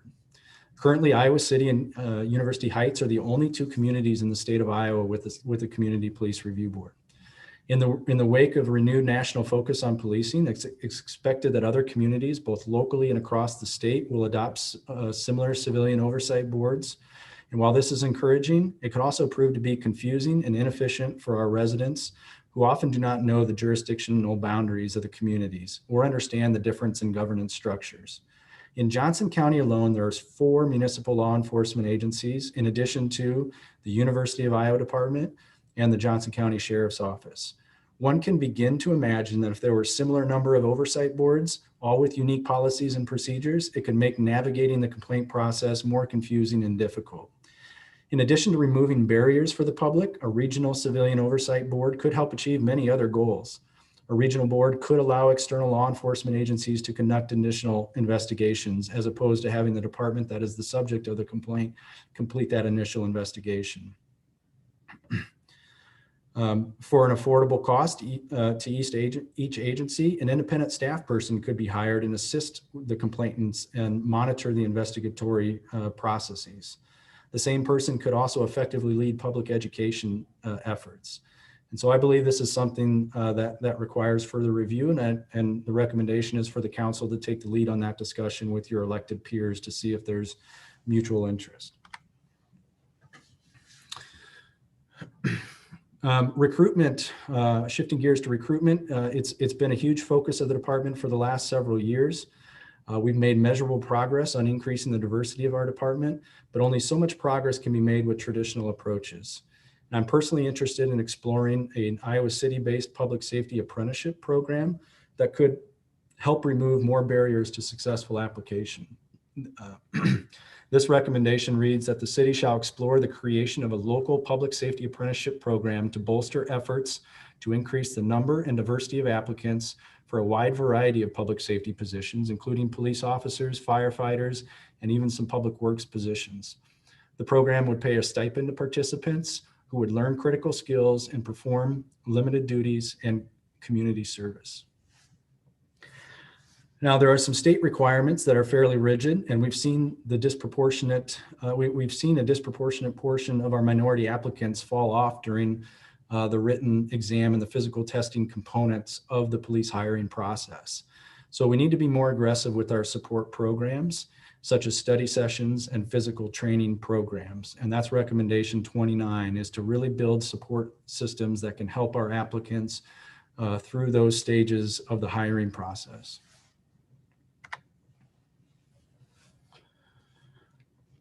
We have high expectations for our officers, and the community's expectations are going to continue to grow. And that can be healthy and help us improve our service levels. However, if you want to set the bar at its highest point, you have to show strong support and invest in the people performing the work. In my view, a police officer is the most difficult job in local government. Officers have to be on top of their game at all times. Officers experiencing their own trauma and crisis from work-related experiences are not able to perform at their peak and may be more prone to making poor decisions in the field. Making sure all officers get the support they need to work through stress will translate to higher performance and better decision-making on the streets. In recent years, the department created a peer support team. This team of sworn and civilian employees provides confidential assistance and outreach to personnel, as well as their families who may be experiencing personal or professional crisis. If these problems are identified at an early stage, they're more likely to be successfully treated or resolved. But there are times when professional help is needed, and we need to remove barriers and encourage use of professional assistance when we can. One increasingly popular therapy with first responders is eye movement desensitization reprocessing, or EMDR. And that's a therapeutic approach for dealing with distressing memories.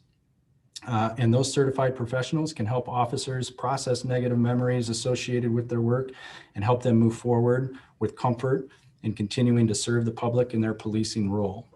So number 30 is to seek partnerships with EMDR certified professionals and cover the expense for the initial officer consultations in order to reduce barriers to this service and ensure officers have needed resources to process distressing memories and perform to the best of their abilities. Iowa City police officers have a strong ethic towards community service. As a group, they collectively support local charities throughout the year. Individually, officers have been known to personally assist the people that they come across in their daily duties. Many also volunteer and contribute to the community through service on nonprofit boards, local schools, and extracurricular youth activities. The benefits of community service go well beyond the individual act of volunteering. In a high-stress work, such as a police officer, that volunteerism can help keep officers grounded and relieve anxiety while simultaneously building important connections in the community. And 31 is an encouragement that the city explore a pilot program that requires officers to spend a portion of their shift time volunteering with an Iowa City-based nonprofit or working towards a community service project at all time throughout the year. I think a program like this, if structured correctly, could have a significant positive impact on individual job performance while also helping build important bridges in our community. The last 5 recommendations fall into a public data and communications heading. It's clear to me that we need more time dedicated to preparing timely information about our operations and trends in the community. We currently rely on sworn positions to handle that work, and I think we would benefit tremendously from a professionally trained communications position. I suggest that this be a civilian position outside of the department within the city manager's office. This position could also assist the fire department, which has a similar lack of dedicated resources to public communications. So 32 is that a public safety communications position be created in the city manager's office with a focus on improving transparency, responsiveness, and proactive messaging with the community. And it's clear to me that we got a lot of work to do on our department website. We do share quite a bit of information. All of our general orders are on the website. We have other good information on the site, but it's not always well organized or clearly communicated in a way that the public can easily understand. So 33 gets at that is with the adoption of the final plan is to really restructure and rebuild that website around the content of the plan and make sure that we are very clear and very transparent about the work that we do and the impact that we have on the community. In addition to ensuring the website has up-to-date operations, the department should explore participation in public data portals that are aimed to enhance a greater understanding and accountability of law enforcement. One such portal is the Police Data Initiative. This is a national effort that right now has over 130 law enforcement agencies participating. There are no participating agencies in the state of Iowa. Now, these public portals not only promote transparency and accountability, but they can also assist critical research in the industry and facilitate the sharing of best practices that improve operations for all the participating agencies. As I mentioned in my introduction, I wanted to make sure that this preliminary plan did not close the doors on conversations about policing. And my last 2 recommendations are designed to keep these conversations alive past the final adoption of the plan. 35 is that beginning in 2021, the department should begin quarterly town hall style listening posts with the public in alternating locations throughout the community. So I was really inspired by your listening post that you conducted this fall, and I think that should continue, and I think the department can take the lead on that. 36 is that we reconvened the City Managers Roundtable in 2021. It's been on hiatus since the pandemic, and initiate a review of the Leadership Conference on Civil and Human Rights 2019 report entitled A New Era of Public Safety, A Guide to Fair, Safe, and Effective Community Policing. This report was shared to me by the Iowa-Nebraska NAACP and really helped shape my thinking on this plan and our department. I would urge you all to read the document, and anyone in the public that cares about this issue at all to read this document. I think it could be an excellent conversation facilitator with our City Managers Roundtable group, and likely lead to more ideas on things that we can do to constantly improve our services. With those 36 recommendations in mind, I want to give you a preview of what to expect with the department budget submittal for next year. As I previously noted, the department budget hasn't grown considerably in the last decade. The average annual increase was 3.6%. Next year's budget proposal will come in below that average annual amount. It will be less than 3.6%, but it's also going to invest in some key areas of this plan. And those include that homeless outreach position partnership with the Shelter House, the co-responder position partnership with Community and Foundation 2, the civilian outreach staff focused on immigrant and refugee populations, and the civilian public safety communication specialist position that'll be located outside of the police department. There's also dollars to continue investment in the data-driven justice initiative, even though that grant is now closed. Importantly, I think in the time that we're in, there's also no new fees or taxes proposed to support those elements of the plan. I've looked at our staffing levels and service capabilities, and I really strongly advocate for keeping the same number of sworn employees. If you can't have that full complement of 84 positions, I think you will see us fail to keep up with some of the criminal activity we've seen in recent years. We'll see the department struggle to maintain community policing roles because our officers are going to be tied to calls from service from the public. We're not going to have that time for that proactive work that's done so well for us these last few years. Our overtime numbers are going to increase, and I think we're going to burn out our staff, our officers. And this leads to a higher risk of poor decision-making on the streets and an inability to maintain our very best and most experienced staff. I'm going to end by saying, again, we have a great department. I firmly believe we have a strong foundation that sits well ahead of most other departments in this country. We're poised to be leaders, but that leadership requires trust from the top and permission to pursue whatever vision that you set forward with the final plan. So it's now in the City Council's hands to establish that vision and the expectations. And once you do so, I ask that you give us strong support and ample resources needed to execute the plan. It's important that you dive deep into this plan. Don't just focus on the recommendations or my overview tonight. Read the intent behind them, understand our history and where we've been, pursue community feedback. Take as much time as you need to get this feedback. We will support this effort. Listed on the slide are some of the avenues we'll pursue to garner feedback. But you should do everything you can to get folks to provide you input on this. For the public, you can check out icgov.org/preliminary plan. There's a survey on that site that covers all 36 recommendations, and you can also send comments to policeplan@iowa-city.org. We'll compile all that information that we get electronically and present that to council when it comes time for final deliberations on this document. So thank you for the extra time. I realize I'm a little bit long, but I appreciate the opportunity that you've afforded me to present you with these recommendations.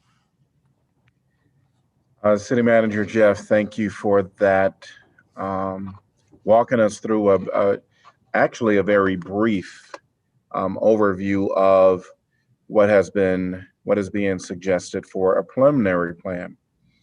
Councilors, of course, we don't have enough time before our formal meeting to deliberate or to even talk about this item, and I feel it does do justice. We shouldn't fly through comments just to kind of end our time here today. what I wanted to get maybe some feedback on what counselors are thinking. Do we want to come back after the formal meeting and just touch base and about, because this is pretty important, or do we want to wait until our next agenda in our work session to discuss after we have spent considerable amount of time digesting in the information, thinking about the information. So I wanted to get people thoughts there. We can certainly come back, after this time together and reconvene the work session. I would suggest that if we do anything tonight, it is just very, very brief, limited comments. And vote time in a work session. I know we've got our budget meetings in January, but give ourselves more time, as you said, Mayor, and as the city manager did, to make sure we really go through it in detail and have the opportunity for more detailed discussion.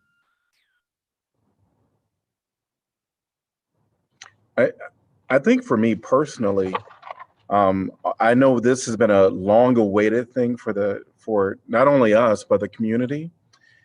So I know there is some, there was some hope, some expectation that actually council would speak, but given the breadth of all of this, I believe that it is, for me personally, wise to walk away and digest, understand, ask questions, have conversations with people in the community that has been fully on board or indulged in conversations relating to this. So that would be my recommendation personally. All right, it seemed that we have a majority saying yes, we're going to wait and put this on our next work session, and we'll have a line item on the next work session so that we can be sure to carve out time to talk about this item. Since we are really at the end of our time here today, is there anything that anyone wants to mention before we end and reconvene at 7 p.m. for our formal meeting?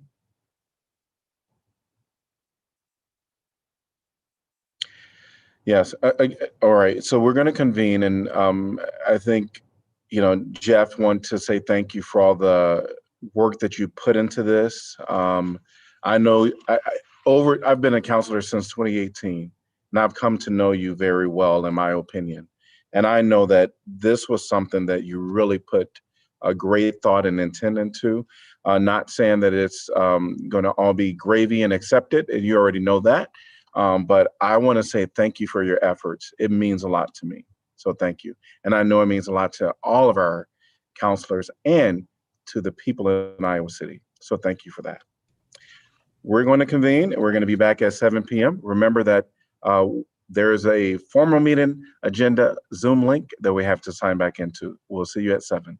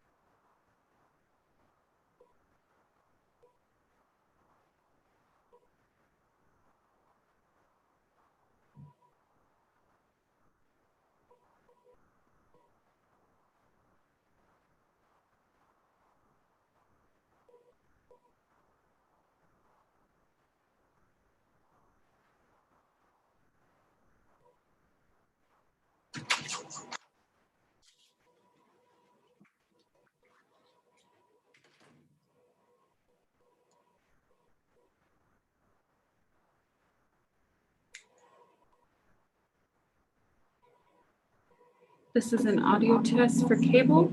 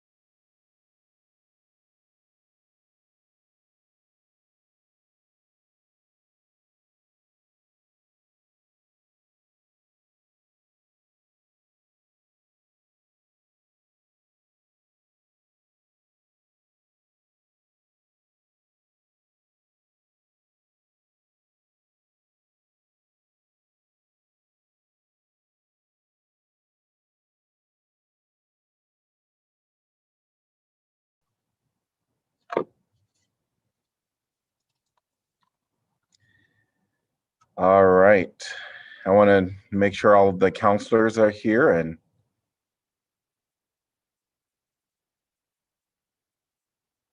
yep.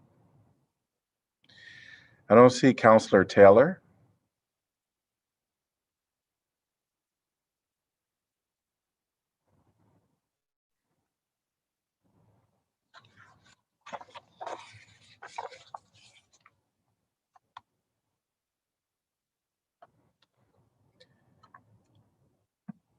Once we figure out where Counselor Taylor is, then we will get started. So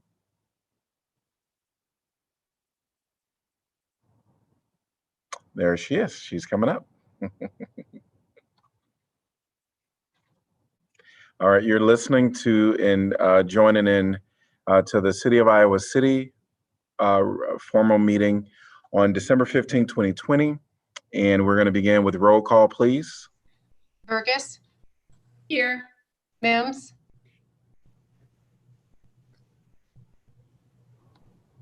Mims, Here. Tully, Taylor, Here. Teague, Here. Thomas, Here. Weiner. Here. Well, welcome everybody to the City of Iowa City meeting again on this December 15th. And the first agenda item is going to be proclamation 2A. I did want to make mention that our Mayor Pro Tem is not with us tonight and wish her well and great health. But we're going to move on to agenda item number 2A, Ambassadors of Wintry Cheer. And this is a proclamation stating, and got to put this on. All right. So, whereas decorating for the wintry holidays spreads good cheer during our coldest and darkest months, and whereas when neighbors come together in support of shared cause, the community at large benefits from said actions. And whereas Rita Lynn Court has been recognized as a holiday decorating destination and commonly referred to as Sugar Plum Lane or the Christmas Light Street, and whereas current and former residents of Rita Lane Court have been proponents of good holiday cheer for the better part of the street's 30-year existence, and whereas Rita Lane Court neighbors will continue this year and many years into the future to spread good cheer and support for the Iowa City community. And now, therefore, I, Bruce Teague, Mayor of Iowa City, do hereby proclaim that the community of Rita Lynn Court shall be recognized as ambassadors of wintry cheer for the city of Iowa City in 2020 and the remaining days of 2020 and into 2021. I encourage all members of our community to spread good cheer, to support your neighbors and the community at large, and to find moments of joy in our great city. But please wear a mask and social distance while doing so. And here to accept this proclamation is Phil Seebeck.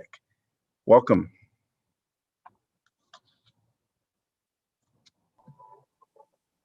All right. Perfect. Can you hear me? Yes, we can. Excellent. Thank you, Mayor Teague and council members for this proclamation. I accept it on behalf of all the families of Rita Lynn Court. Each year we try to add more lights and glitz to our displays because we enjoy it and our kids enjoy it. And frankly, we like the attention of the folks who visit our little court. This year we've got a new addition to our displays. Thought we'd have camera on, but you'll notice them if you drive down. There are some yard signs that promote and encourage those who enjoy our lights to share a donation with Table to Table. In late October, when we first began discussing this idea around the block, I had hopefully speculated that maybe by partnering with a nonprofit, we could maybe raise a couple $100. And, we're halfway through December and we've eclipsed that expectation 4 times over. And we've raised enough funds for Table to Table to rescue over 4,000 pounds of food so far. Traffic is only picking up to the end of the holiday season here. This generosity of our light peepers showcases the power of community to come together for a shared cause, and it's an honor to witness such a shining example of Iowa nice. As Iowa Cityans are driving down our street, their view is of our twinkly lights and inflatable penguins, but our view is of the goodness and holiday spirit of passersby who are helping to make Sugar Plum Lane into a true winter wonderland. So from our street to yours, we hope our lights help you discover some wintry cheer, and we wish happy holidays to all, and to all a good night. Sound like there's quite a few people there. We should have had the camera on. All right. Thank you all. And good wintry cheer to everybody here in the city of Iowa City. All right. We are moving on to items 3 through 8, which is our consent calendar items. Could I get a motion to approve, please, as amended? So moved, Taylor. Second, Thomas. All right. If anyone from the public would like to address any item within the consent agenda, please raise your hand and I'll call upon you. I also want to just make mention that if there's an item that's not here, we'll also have community comment following this for any item not on the agenda. And if you want to raise your hand, there is a little hand waving button that you press, and then press *9 on your phone. Seeing no one, council discussion. Roll call, please. Burgess, Yes. Mims, Yes. Lee. Oh, sorry, Taylor, Yes. Teague, Yes. Thomas, Yes. Weiner. Yes. Motion passes 6 with 1 absence. All right. Item number 10, we're going to go into item number 9, which is a time for community comment. And as I just previously mentioned, this is an opportunity for anyone that is not, for any item that is not on our agenda at all, that you would like to address the council. If you would like to address at this time, please raise your hand or press *9 on your phone. And the first person, it is IPROGZ1. Please state your first and last name, please. How you doing? My name is Stephen Keever. Stephen, repeat your last name. Keever, Keever. Thank you. My question has to do with employment opportunities in Iowa City, Iowa. I know currently that you guys are looking into affordable housing. You're looking into a couple other things, but what are we doing to progress or to be able to utilize the University of Iowa's technical training or schooling to bring it into the community? Because I know in the past couple of years, there's been a large commodity of people leaving our district versus otherwise. And for the most part, I live in Colorado right now, but I'm an Iowa City resident, planning on moving back because my kid lives there. But the issue being is there is no larger economic stability there for me at this point. Like, it's pretty much university or something within the government in order to be able to stabilize anything. So my question is, what are you guys doing to give more skills or to be able to regulate or standardize any of the current jobs to create better opportunities? And I should have just made mention that council typically do not respond during this time, but we do hear your comment and appreciate you raising that with us and sharing your thoughts on that with us. We do allow 3 to 5 minutes. Would you like to continue your time, or are you done with your comments for now? No, that's fine. It's completely fine. Do you know, is there a better time to bring this up? Because this has been a consistent issue my entire life. I've lived in Iowa City for 25 plus years. So, I mean, a lot of my friends are moving out of this city, moving to bigger opportunities, and that's a problem for me. Yep. I would encourage you to reach out to the city direct, city manager's office, or to any of the counselors through email or by phone. Thank you for joining us tonight. I'm going to move on to Nicholas. Welcome.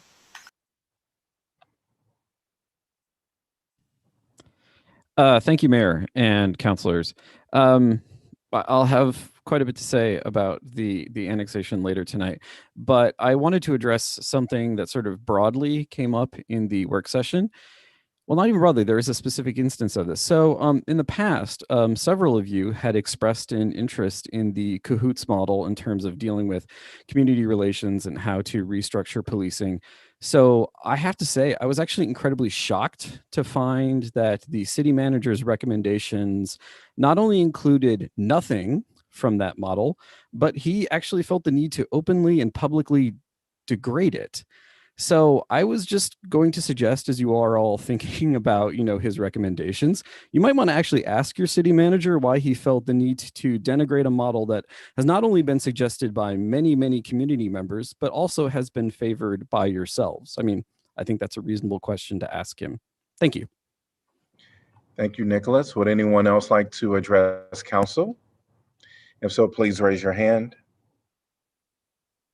Seeing no one. All right, we are going to move on to 10A. Planning and zoning matters of 10, and the first item there is 10A, which is the Carson Farm annexation. This is a resolution to annex approximately 196.17 acres of land located west of Highway 218 and south of Rowett Road. And the applicant requests deferral. Additional correspondence included in the 1214 late handouts gave us some information there. Could I get a motion to defer to January 5th, 2021?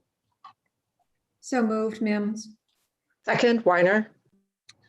All right. Would anyone from the public like to address this topic? If so, please raise your hand and I will call upon you. If you're on the phone, press *9. And we ask that people keep their comments 3 to 5 minutes. Welcome, Nicholas. Thank you again, Mayor. I guess I could have included this in my earlier comments, but I wanted it to be attached to the specific issue at hand. I don't really have a lot to say that I haven't said in the past, so I'm going to be brief.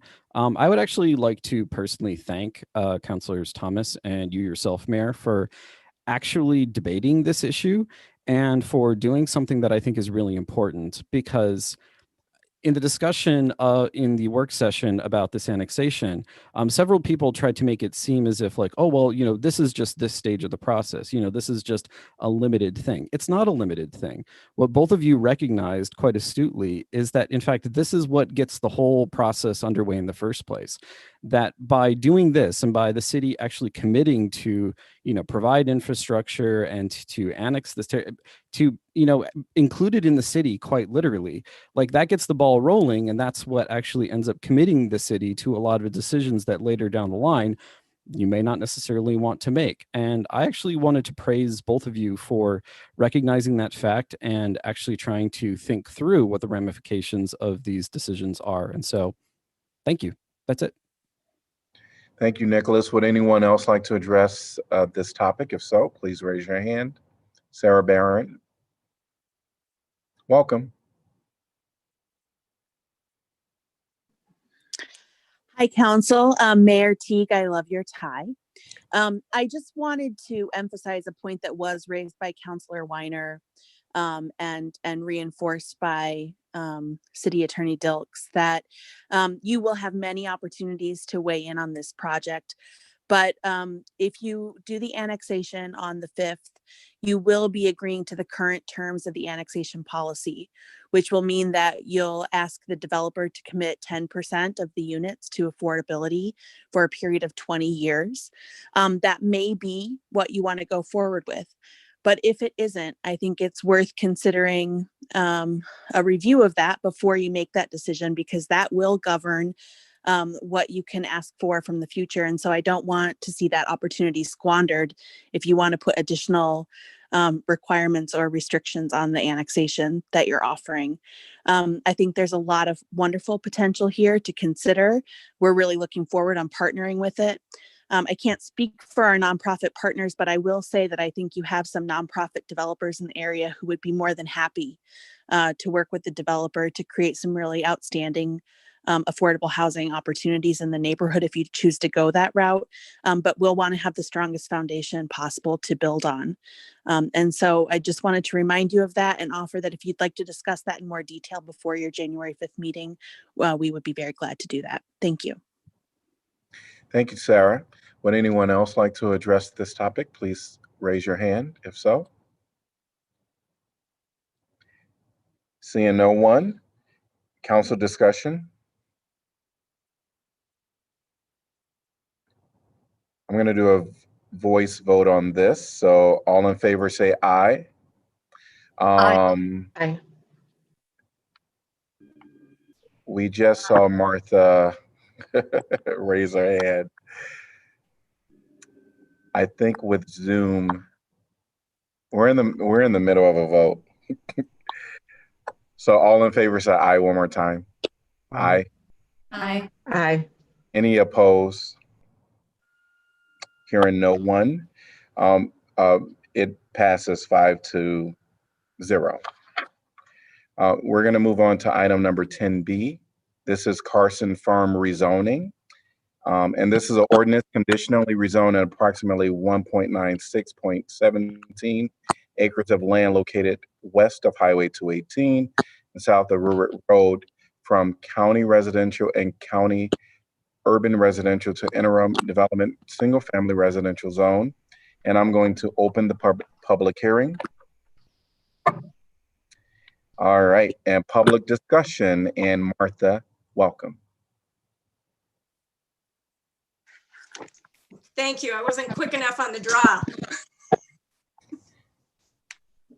I am glad that this annexation and rezoning are getting more scrutiny. As you all know, that my commitment in every aspect of my life is to think about how we can address the environmental issues that we've kind of created for ourselves. And so when I look at this annexation and the rezoning, I want to circle back to a conversation that got started with Mayor Throgmorton last fall, which is to question single family zoning as a concept. The city of Minneapolis has done away with single family zoning. Now, when I say get rid of single family zoning, that doesn't mean just go to multifamily.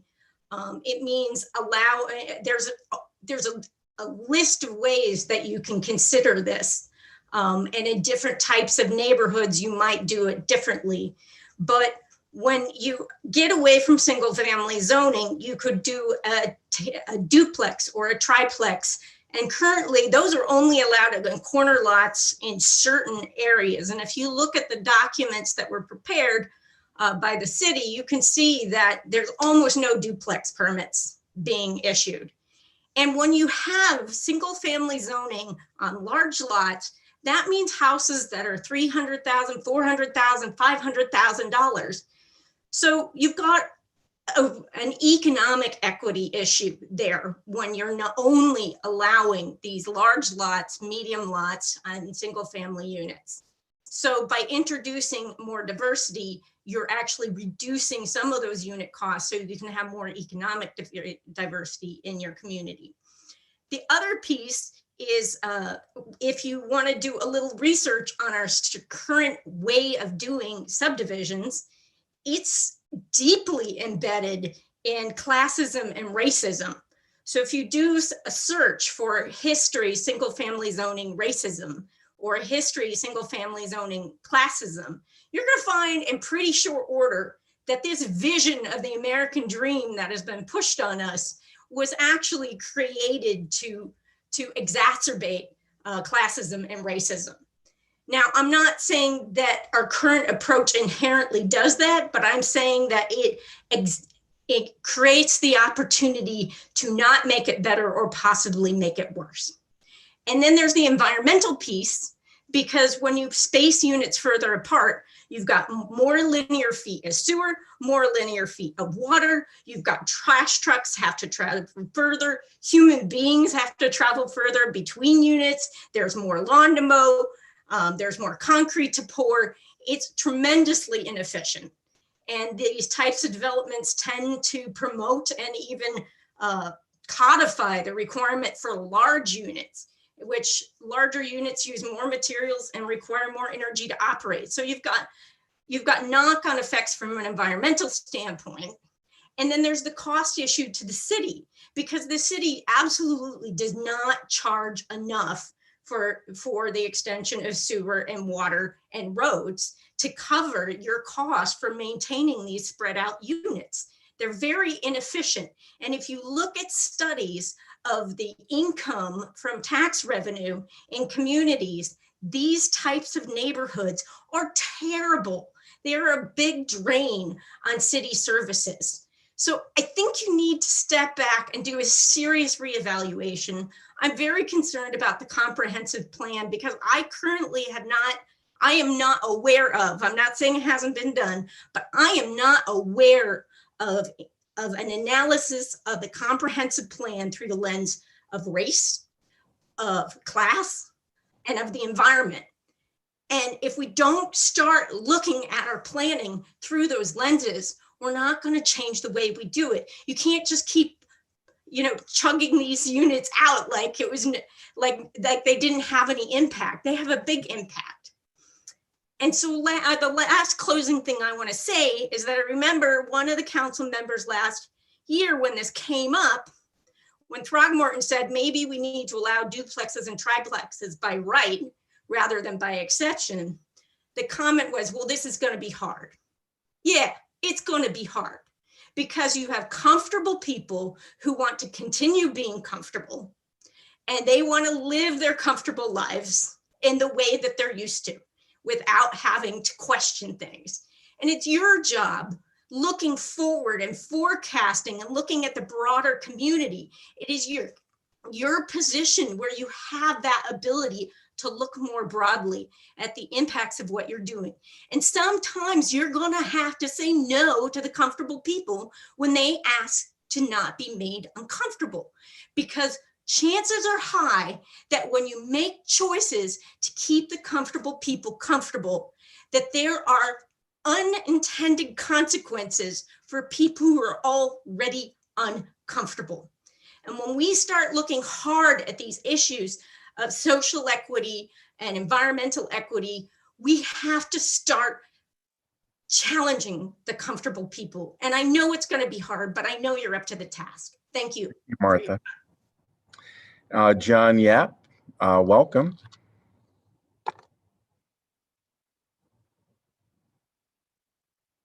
Sorry, I had to unmute. Good evening, Mayor, members of council. Just to be clear and to reiterate the documents we have submitted, our request is not for single family zoning. Our request is for a mixed use, mixed income neighborhood, working for 2 or 3 years with planning staff to design that neighborhood. With that, we have requested deferral tonight. Thank you. Thank you. Would anyone else like to address this topic? If so, please raise your hand or on the phone, press *9.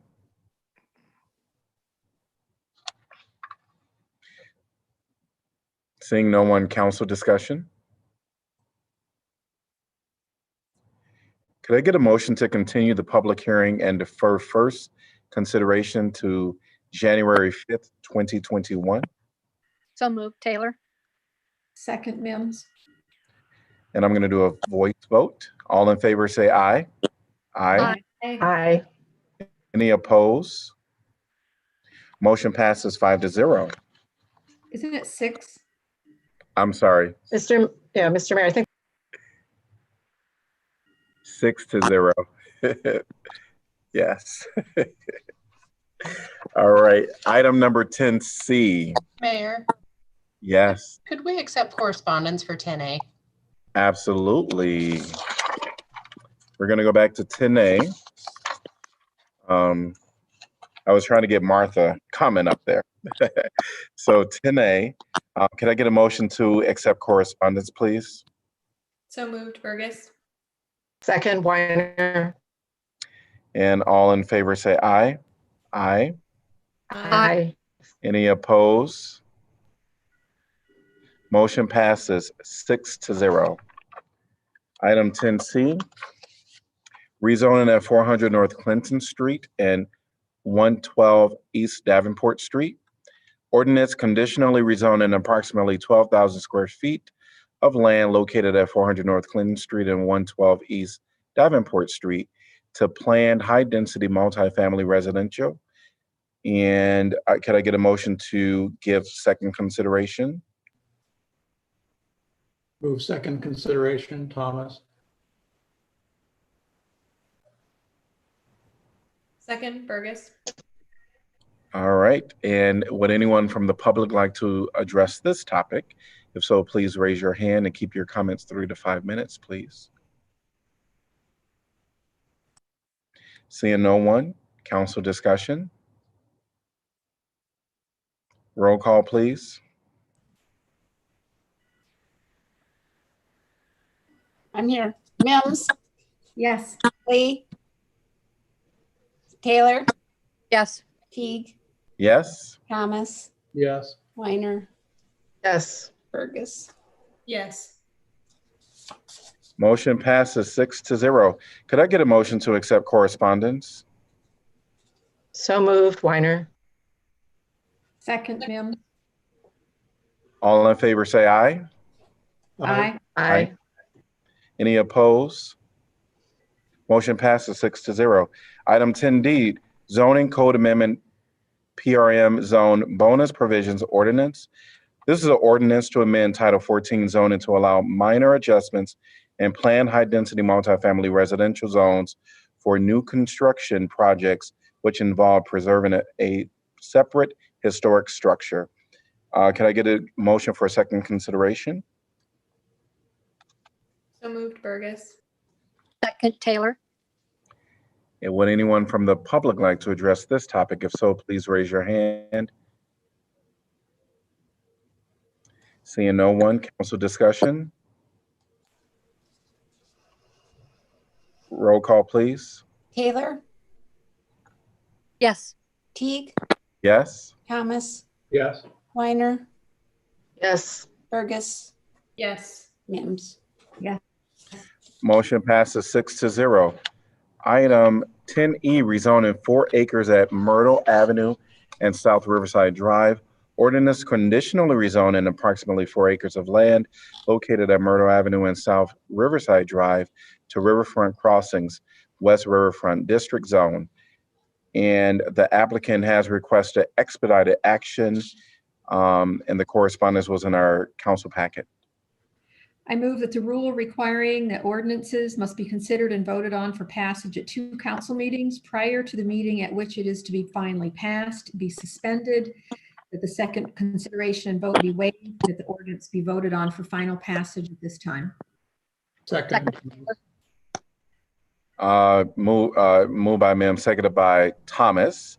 And would anyone from the public like to address this topic? If so, please raise your hand. Welcome, Angie Jordan.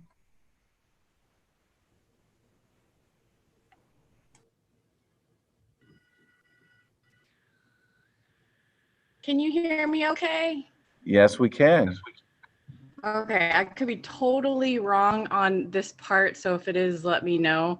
The South Riverside Drive rezoning, I just want to express how exciting it is to see that area getting rezoned. I think this is the part that's having consideration for the tunnel. I believe that's right. And I think that's super exciting. I just want to remind council and all those listening that on the south side, we also would love to learn more about this process for that Highway 6 and getting access, business access, neighborhood access. They're going to have so much with that entry exit access point. And I think that's absolutely awesome. And just want to make sure that we get some information so that we can maybe do the same thing one day in our side of the town. Thank you. Thank you. Would anyone else like to address this topic? Council discussion? Roll call, please. Taylor, Yes. Teague, Yes? Thomas, Yes. Weiner, Yes. Burgess, Yes. Mims, Yes. Salee. Oh, sorry. Motion passes 6-0. And could I get a motion to pass and adopt? So moved. Second, Weiner. Would anyone from the public like to address this topic?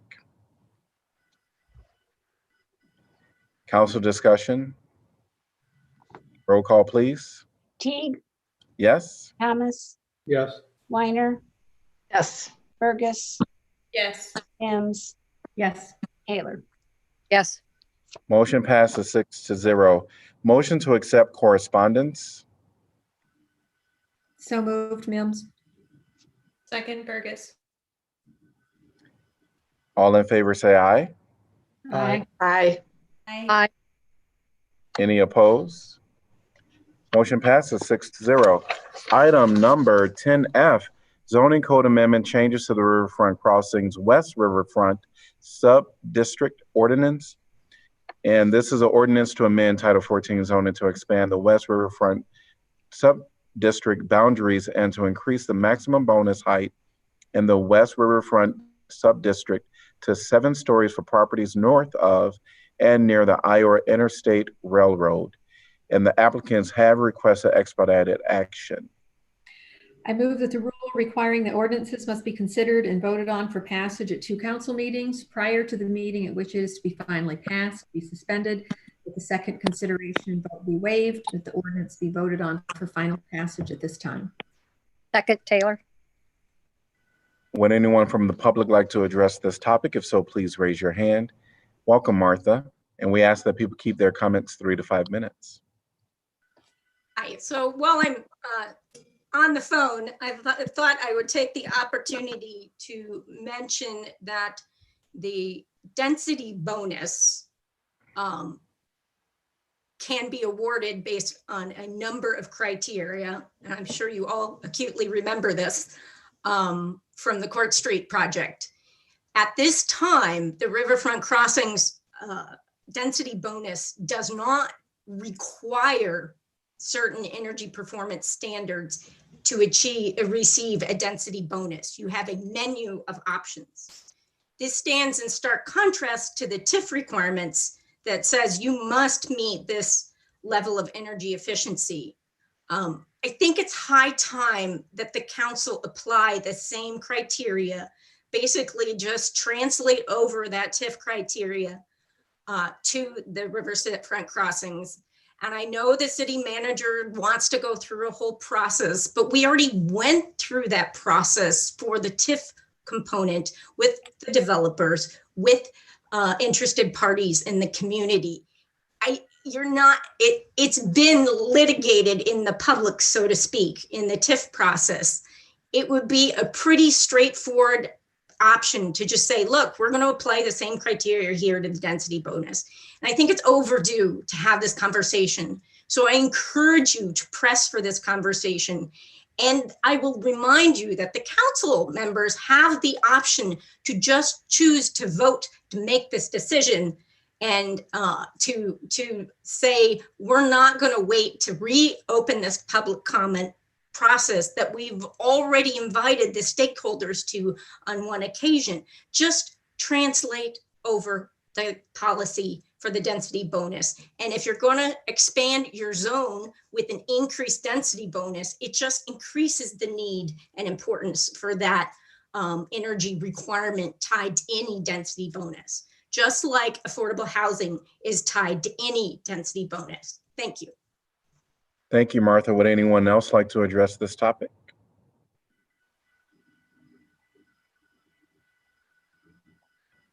Welcome. And this is, and I am, Stephen Keever is my name. what, please state your name and first and last name. Stephen Keever. In representation of the zoning laws, in Colorado, they have done something similar to the affordable housing as well. It did not turn out well. That's all I'm going to say. Thank you, Stephen. Would anyone else like to address this topic? Council discussion? Roll call, please. Thomas, Yes. Weiner, Yes. Burgess, Yes. Mims, Yes. Taylor, Yes. Teague. Yes. Motion passes 6-0. Could I get a motion to pass and adopt? So moved, Mims. Second, Thomas. Anyone from the public like to address this topic? Council discussion? Roll call, please. Weiner, Yes. Burgess, Yes. Mims, Yes. Taylor, Yes. Teague, Yes. Thomas. Yes. Motion passes 6-0. Item 10G is Fringe Area Rezoning Rapid Creek Road Northeast. Letter to Johnson County Planning and Zoning Commission in support of a rezoning from county agricultural to county residential for approximately 40.62 acres of property located in unincorporated Johnson County, south of the Rapid Creek Road Northeast and Rapid Creek Trail Northeast intersection in Fringe Area A outside of Iowa City's growth area. Could I get a motion to approve?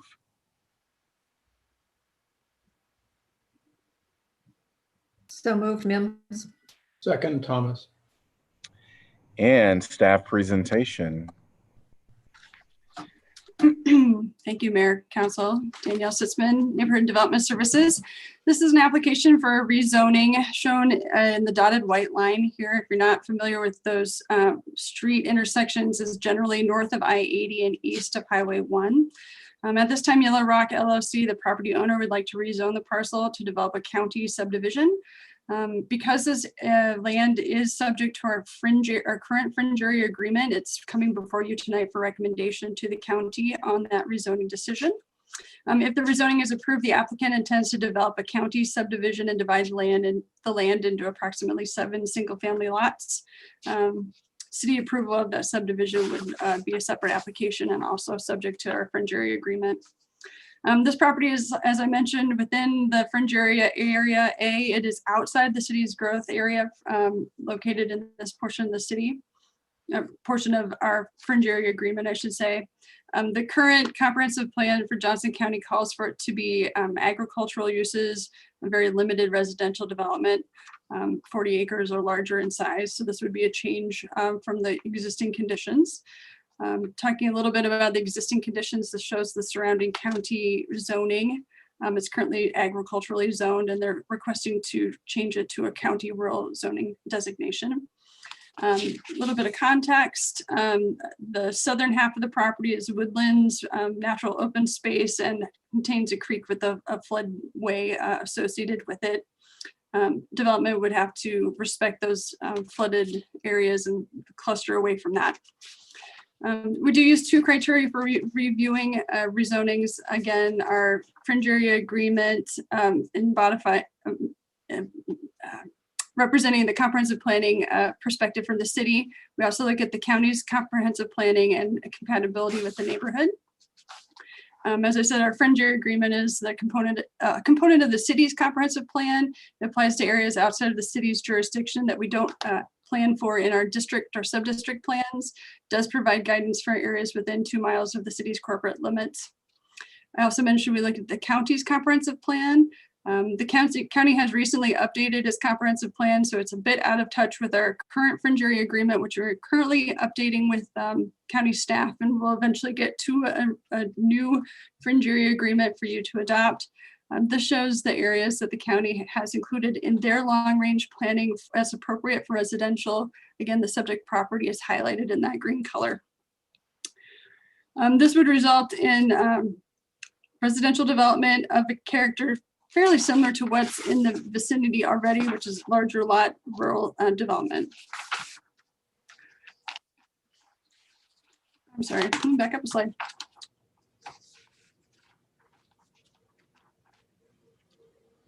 No. Sorry about that.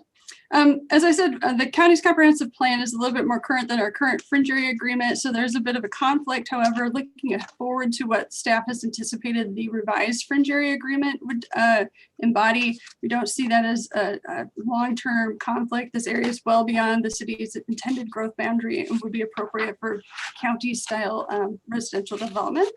As I said, this does proceed on to the county for final approval. They go through a recommendation process with their Planning and Zoning Commission as well before the Board of Supervisors.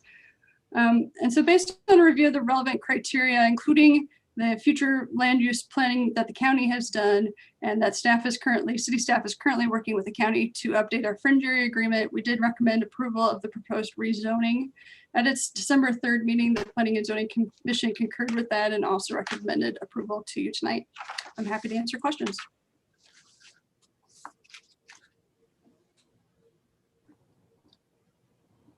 No questions. All right. Would anyone from the public like to address this topic? If so, please raise your hand and keep your comments 3 to 5 minutes. Welcome, John.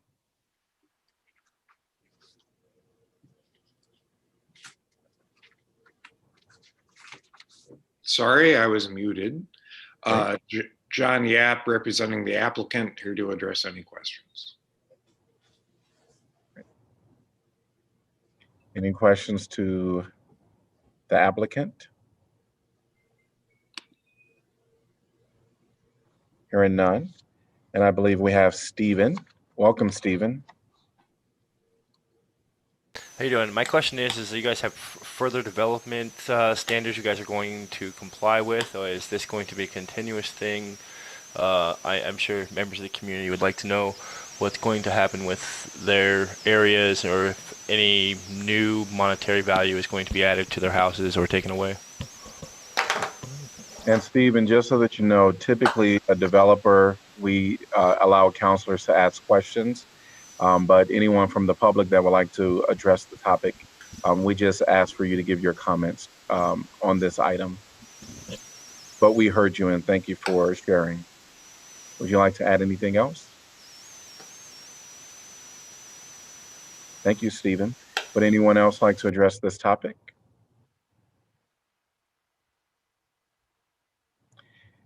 Council discussion? Basically, to be clear, and I'm still not 100% clear on what on the fringe areas, but it sounds as if basically this is not something that we really have any say over. Is that correct? But that we're just sort of being consulted because it's in this fringe area, but it's not within our projected growth areas? We don't make the final decision. I mean, we can weigh in on it and let the county know our thoughts, but the decision lies with them. Thank you.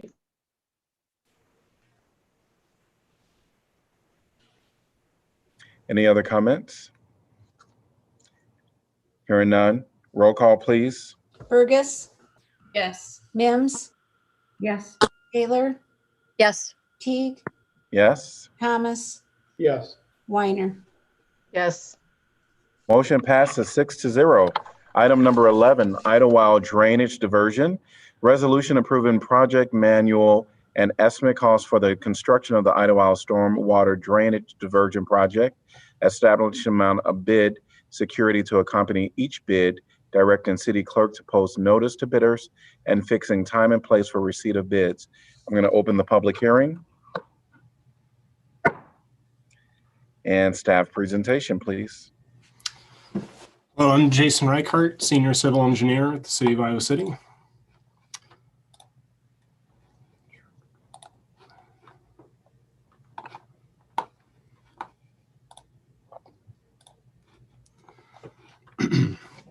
Excuse me. So this is a presentation for the Idlewild Stormwater Drainage Diversion Project.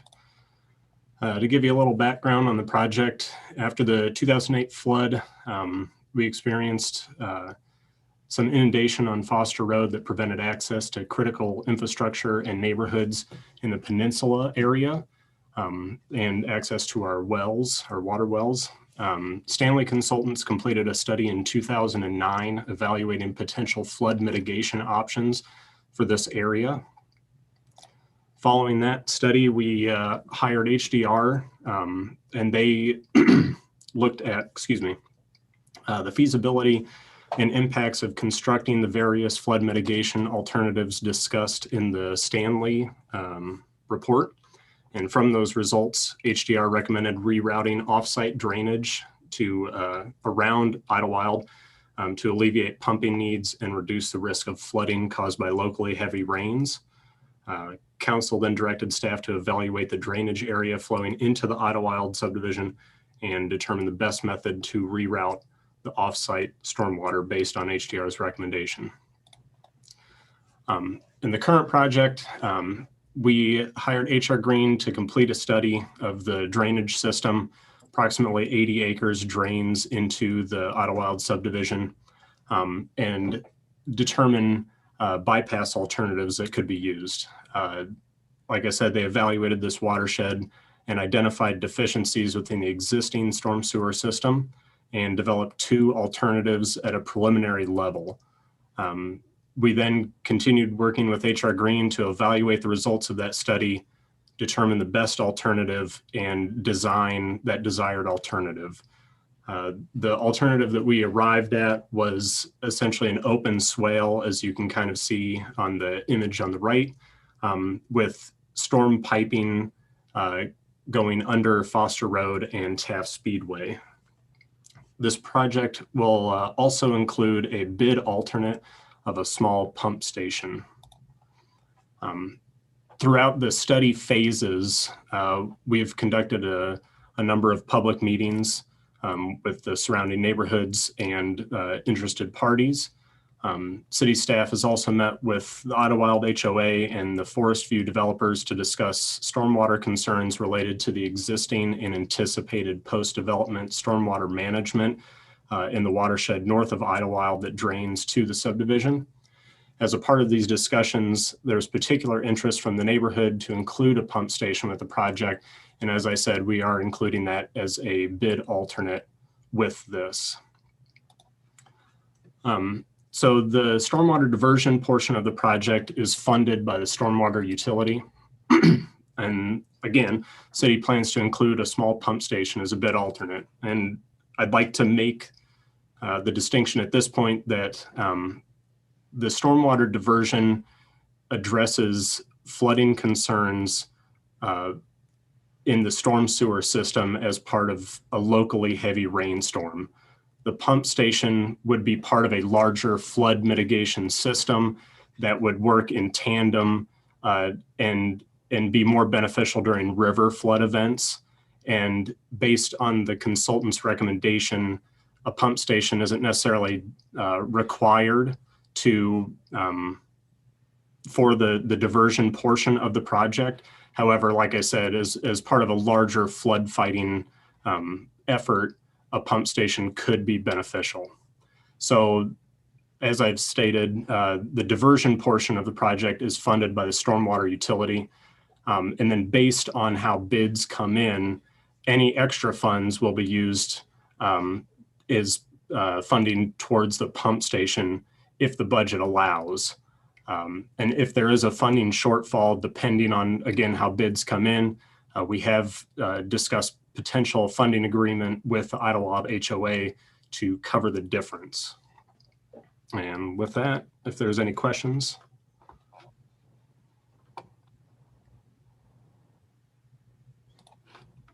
Thank you, Jason. Here are no questions. Would anyone from the public like to address this topic? If so, raise your hand and keep your comments 3 to 5 minutes, please. Welcome, Terry.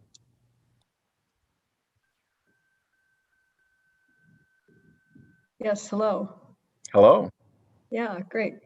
So I'm Terry Chait, and I own several condos at Idlewild, and I've been active in that community since its inception. The original developers at Idlewild in the early 1990s worked closely with the city to design a water control system that would move excess rainwater through a retention area on the corner of the Idlewild property into their newly built ponds and then through underground pipes, and it would move that water into the river. For many years, that system worked just fine, but over time, then as Jason talked about, there was more construction in the surrounding area up on the peninsula. And as streets and sidewalks and buildings went up, more water runoff was increased in the development at Idlewild. This was especially problematic in 2008 when Idlewild experienced catastrophic flooding, which was brought about by several events at the same time, not just by the runoff, but by the overtopped reservoir, which happened because there was so much rain coming down from the north in the river. There was heavy rains for weeks. The river was backed up and clogged at the Park Road Bridge area. And there was a coffer dam in the Iowa River and at Iowa Avenue. And there was the runoff from the bluffs that are about 80 acres north of Idlewild. The good news is that there's so much that has happened since then. The Idlewild owners financed and built a berm around the development. They installed sluice gates, which shut off the water pipes between the Idlewild ponds and the river so that the river water can't back up into the ponds and flood Idlewild. The city has raised Park Road Bridge. That's has allowed for easier flow of the river and hopefully less debris to get clogged in that area. The coffer dam is gone out of Iowa from Iowa Avenue. So all of those things are great. And tonight to have this last piece starting to fall into place is wonderful.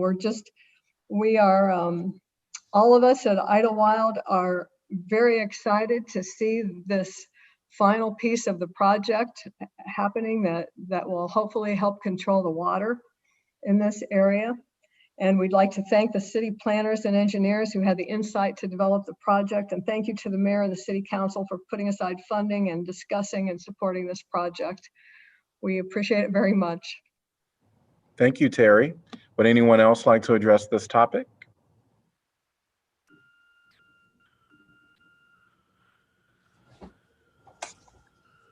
Welcome, Tammy. Thank you, Mr. Mayor. My name is Tammy Kraft. I'm the current president of the Idlewild Condominium Owners Association. And I just wanted to briefly echo Terry's comments and express our appreciation and our excitement that this project is continuing, diverting this runoff water away from Idlewild would be a huge improvement to our area during heavy rainfalls. And we thank you and urge council approval of this next step. Thank you, Tammy. Would anyone else like to address this topic? All right, seeing no one, I am going to close the public hearing. Can I get a motion to approve? So moved, Weiner. Second, Taylor. Moved by Weiner, seconded by Taylor. Council discussion? Well, I will be in support of this. I'll have to say over the years, my 11 years on council, I've certainly had a lot of conversations and meetings with members of the Idlewild area. And this is a huge piece for them. And as they indicated, to finally get this final piece in place, it's been certainly a challenge over the years in terms of responsibility on various issues. And I'm glad that our city staff and the members of that development have been able to work together and get this final piece in place, and that we hopefully will be willing to supply that funding so we can get this done and protect that area. Want to thank Jason for his presentation. And I'm also, like Susan, I'm very glad and happy to see this. It's a much needed project for a long time, as we'd heard from the neighbors in that area, a big improvement for this neighborhood, and very happy to see it and vote for it. I'm going to support this tonight as well. I think my question went to who's responsible, and so what I do know is that when I heard about, which was presented very informatively by Terry, about all the things that happen that contribute to the flooding over in this area. And so the city did a lot of investment. We raised the Park Road Bridge and did other things to really ensure that some of the issues with the water over in this area are at bay. And Jason did a great job, even though he foamed through his beard a little bit. So I'm going to support this tonight.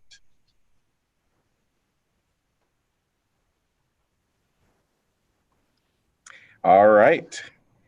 Roll call, please. Mims, Yes.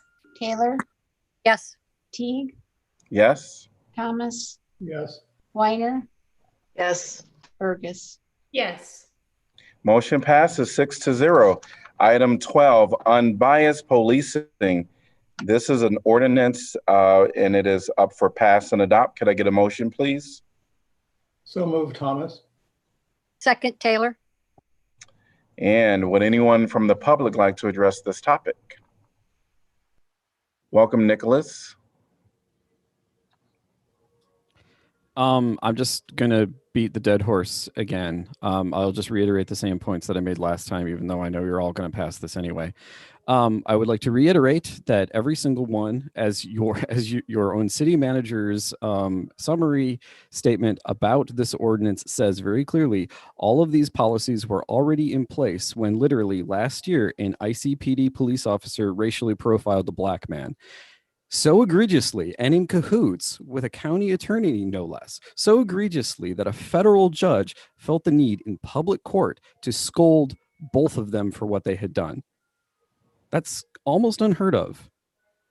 So, I mean, you're going to pass it. I can't change your mind. No one can change your mind. You all think that this is a great idea, but it's not going to do anything. And then I wish you guys would understand that. Thank you.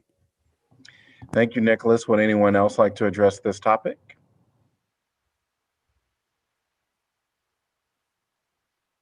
All right. Kevin Sanders, welcome.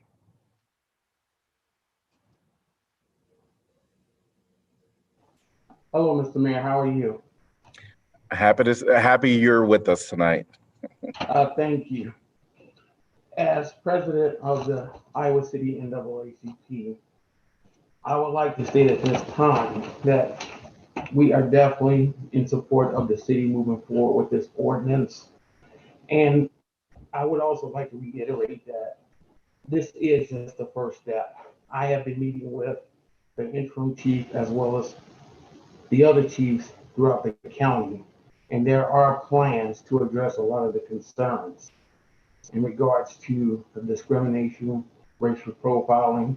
And I will also say that Iowa City law enforcement has had their issues, but I do know that they are trying their best to make sure that preventative measures are in place for 2021. So on that note, I'm very in support of passing this ordinance, and that's all I have to say. Thank you. Would anyone else like to address this topic?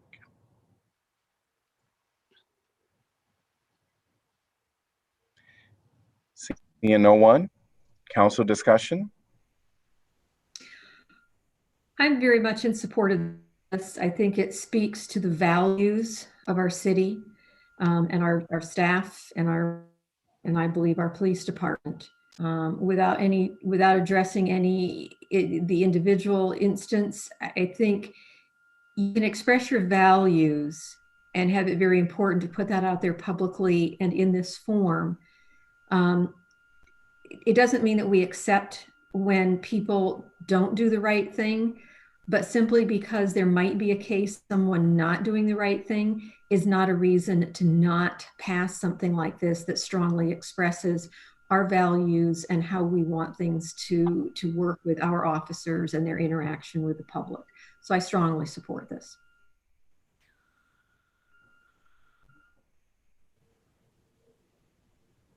All right, I'm going to agree with Councilor Mims 100%. I believe that this speaks to our values. And when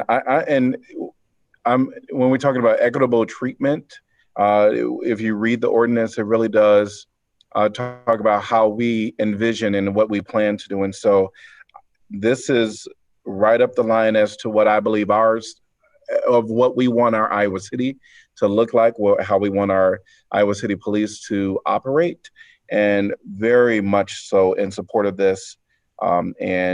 Hopefully, as it has in the past, it has passed. So that's what I'm looking forward to. I'm also very much in favor of this because I think it is very important to have it codified into an ordinance and have it right there in black and white. So I'm in favor of this. Roll call, please. Taylor, Yes. Teague, Yes. Thomas, Yes. Weiner, Yes. Burgess, Yes. Mims. Yes. Motion passes 6-0. Item number 13, announcement of vacancies new. Applicants must reside in Iowa City and be 18 years of age unless specific qualifications are stated. And this is a senior center commission, one vacancy to fill an unexpired term upon appointment through December 31st, 2022. And applications must be received by 5 p.m. January 26th, 2021. Can I get a motion to approve the correspondence? So moved. Second, Thomas. And all in favor say aye. Aye. Aye. Any opposed? Motion passes 6-0. Item 14, announcements of vacancies previous. Applicants must reside in Iowa City and be 18 years of age unless specific qualifications are stated. Parks and Recreation Commission, one vacancy to fill an unexpired term. Applications must be received by 5 p.m. December 29, 2020. Airport Zoning Board of Adjustment, one vacancy to fill a 5-year term. Board of Adjustment, one vacancy to fill a 5-year term. Board of Appeals Licensed Electrician, one vacancy to fill a 5-year term. Historic Preservation Commission, East College Street, one vacancy to fill a 3-year term. Historic Preservation Commission North Side, one vacancy to fill a 3-year term. Historic Preservation Commission Woodlawn, one vacancy to fill an unexpired term. Parks and Recreation Commission, one vacancy to fill a 4-year term. Senior Center Commission, one vacancy to fill a 3-year term. Telecommunications Commission, one vacancy to fill a 3-year term. Vacancies will remain open until filled. We are at item number 15, which we will welcome Ryan Longnecker, if he is present, or Anna. I don't see them tonight. They're with University of Iowa Student Government. And of course, we wish all of our university students a nice little break for those that aren't continuing in some fashion for a little bit over the winter. And we're at item number 16, City Council updates. Jump right in there, counselors. Well, I'll start then because this is fresh on my mind. Earlier this afternoon, I had the opportunity to tour the streets, public works facility and fire training tower out on Napoleon Drive. Thank you to Brock, and I don't remember the other person's names. There was a group of us there from the different heads of the departments at the building there. It's just an amazing facility. For those of you who have not been out there, I would encourage you to arrange a tour of it. It's just massive. And I just think that the entire grounds area was in the council budget a few years back, and I was part of that. And I just say it's money well spent. It's just a wonderful facility. A lot of thought and planning went into it, and it's just very impressive. So thank you, Brock and Ron, as I said, but I'm sorry I don't remember the other names of the other individuals. But do take the time to take a tour of that facility. It's really wonderful. The other thing I'd like to say, with the holidays coming upon us very quickly, there's still time to buy local out there. A lot of the stores, local stores, even have online options, but others of them are allowing folks to come in with a mask. Limited number of folks in there, but do that. There's some wonderful shops downtown and in the local area. And happy holidays.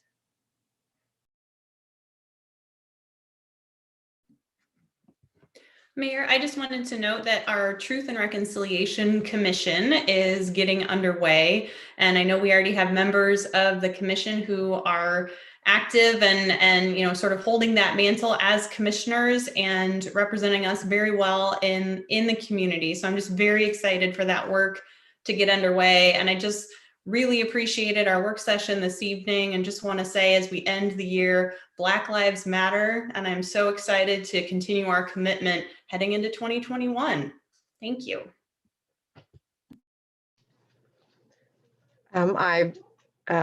Thank you for that, Councilor Burgess. I would actually just like to recognize the passing of Marvin Bell. He died yesterday. He was the first, sorry, there's a dog barking in the background. Can't do anything about that. He was the first poet laureate of Iowa. He wrote more than 20 books of poetry and taught for 40 years at the Iowa Writers Workshop. And he also wrote a poem that was part of the submission for Iowa City's application to be a UNESCO City of Literature. And I consider reading the poem. I don't think I'm going to do that this evening, but he was a really meaningful voice and presence in this community for many years.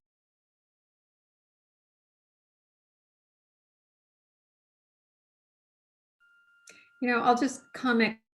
I don't know why, I just kind of skipped my mind that this actually was our last meeting of 2020 until Councilor Burgess said that.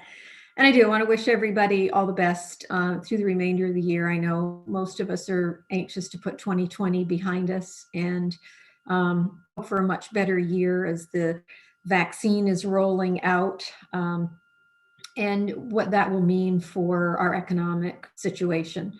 But in the meantime, encourage everyone to, stay safe, continue to mask up, socially distance. I've talked to people recently who are really sad, very, very sad about the holidays, not getting together with family when they always get together.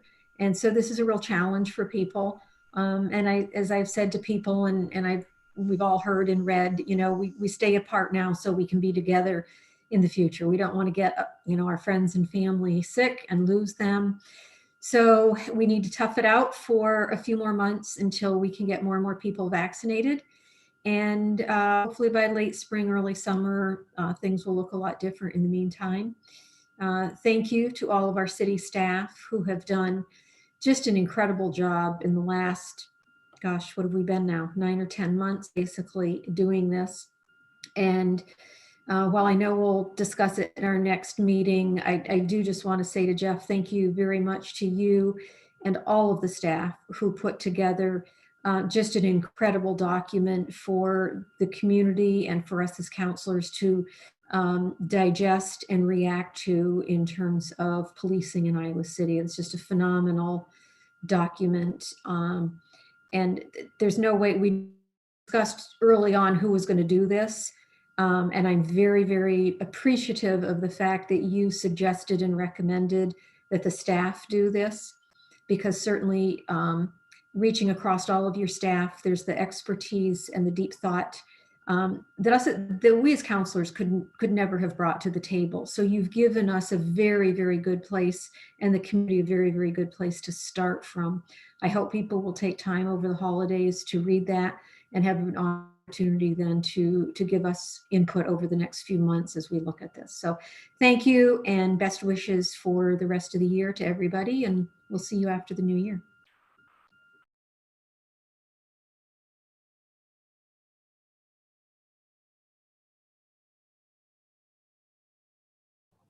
I wanted to acknowledge that the Community Foundation of Johnson County celebrated their 20th year anniversary virtually. And so congrats to them. And if I think all of our counselors know that their presence in our community allows a lot of not-for-profit work within our social services arena, as well as other arenas here locally. So we say congratulations to the Community Foundation of Johnson County within their 20th year. So the Bravo Awards happened, and maybe still happening, so I probably can't give too much information. But for anyone that has received a Bravo Award from Think Iowa City, congratulations. I will acknowledge 3 people that I attended, and that is Kate Brown, who actually was very influential in getting a lot of the literature out through social media and also on the website through Better Together. All of the efforts relating to coronavirus, some business messaging to support local, which Councilor Taylor just talked about here recently. Jamie Powers, who is the owner of Deluxe Bakery, and she even was a part of the Food for Love here locally. And then the last person that I was a part of was, and actually the first person was Supervisor Roy Sam Porter, who is just awesome and amazing. And so congrats to all of these individuals and to everyone out there that have or will be receiving a Bravo Award secretly. Other than that, yeah, that's all I wanted to say. And happy holidays to everybody within our community. Mask up and stay safe. Can I make one more comment real quickly? I'm sorry. I know everybody does a lot of giving at the end of the year, and that is absolutely wonderful. And I encourage everybody who possibly can to donate wherever their heart and mind takes them. I do want to mention one thing that, depending on your news source, people may not have heard about, and that was the fire at the lodge, which is housing for 6 individuals who are men who have mental health issues. It is part of the Shelter House program. It's a very much a supportive environment. They came together through Shelter House to make this their home and to support each other and help each other and accept the social services and support that Shelter House gave them. This was a devastating fire. Fortunately, nobody was physically injured, but as you can imagine, for people who do have those kinds of mental health issues, this was an incredibly devastating and emotional issue for them. Shelter House is very much in need of help to support them. And so you can donate online. They are taking some gift cards, I think, is maybe their first choice, as well as cash to help these individuals. So if you hadn't heard about it and you're still looking for places to donate to before the end of the year, I would certainly encourage you to look at Shelter House and specifically for the residents of the lodge. Thank you. Yep. Thank you for raising that, Susan. Yep. Fairweather Lodge is a really important supportive community, and it's really basically unlivable now. Yep. Thank you. All right, we are on to item 17. And Jeff Ruin, any comments from you, our city manager? Not tonight, Mayor. Thank you. All right. And our assistant city manager, Ashley. Hi, I just wanted to say thanks to council for all the work that you put in this year as well. Thanks. Appreciate that. Yes. Eleanor, our city attorney. I'll just echo that. It's been a heck of a year, and let's hope 2021 is on the uphill go. And I'm gonna drive down Rita Lynn Lane or whatever the twinkly place is on my way home. Awesome. Awesome. I will probably be behind you. All right. City Clerk Kelly, thanks for all that you're doing in the background, keeping these Zoom meetings. But well, hopefully nobody noticed that we had Zoom glitches tonight. So if you didn't, then we did our jobs. Thanks to Lily for being my backup. Yes. Yes. Thanks to you and Lily for all the work you do to keep our Zoom meetings going. So thanks to you all. All right, if nothing else, can I get a motion to adjourn? So moved, Taylor. Second, Fergus. All in favor for this being our last meeting for 2020, say aye. Aye. Aye. Any opposed? We are done. Thanks to all of you, and we'll see you next year. Good night, everybody. Right. Happy New Year. Good night. Happy holidays.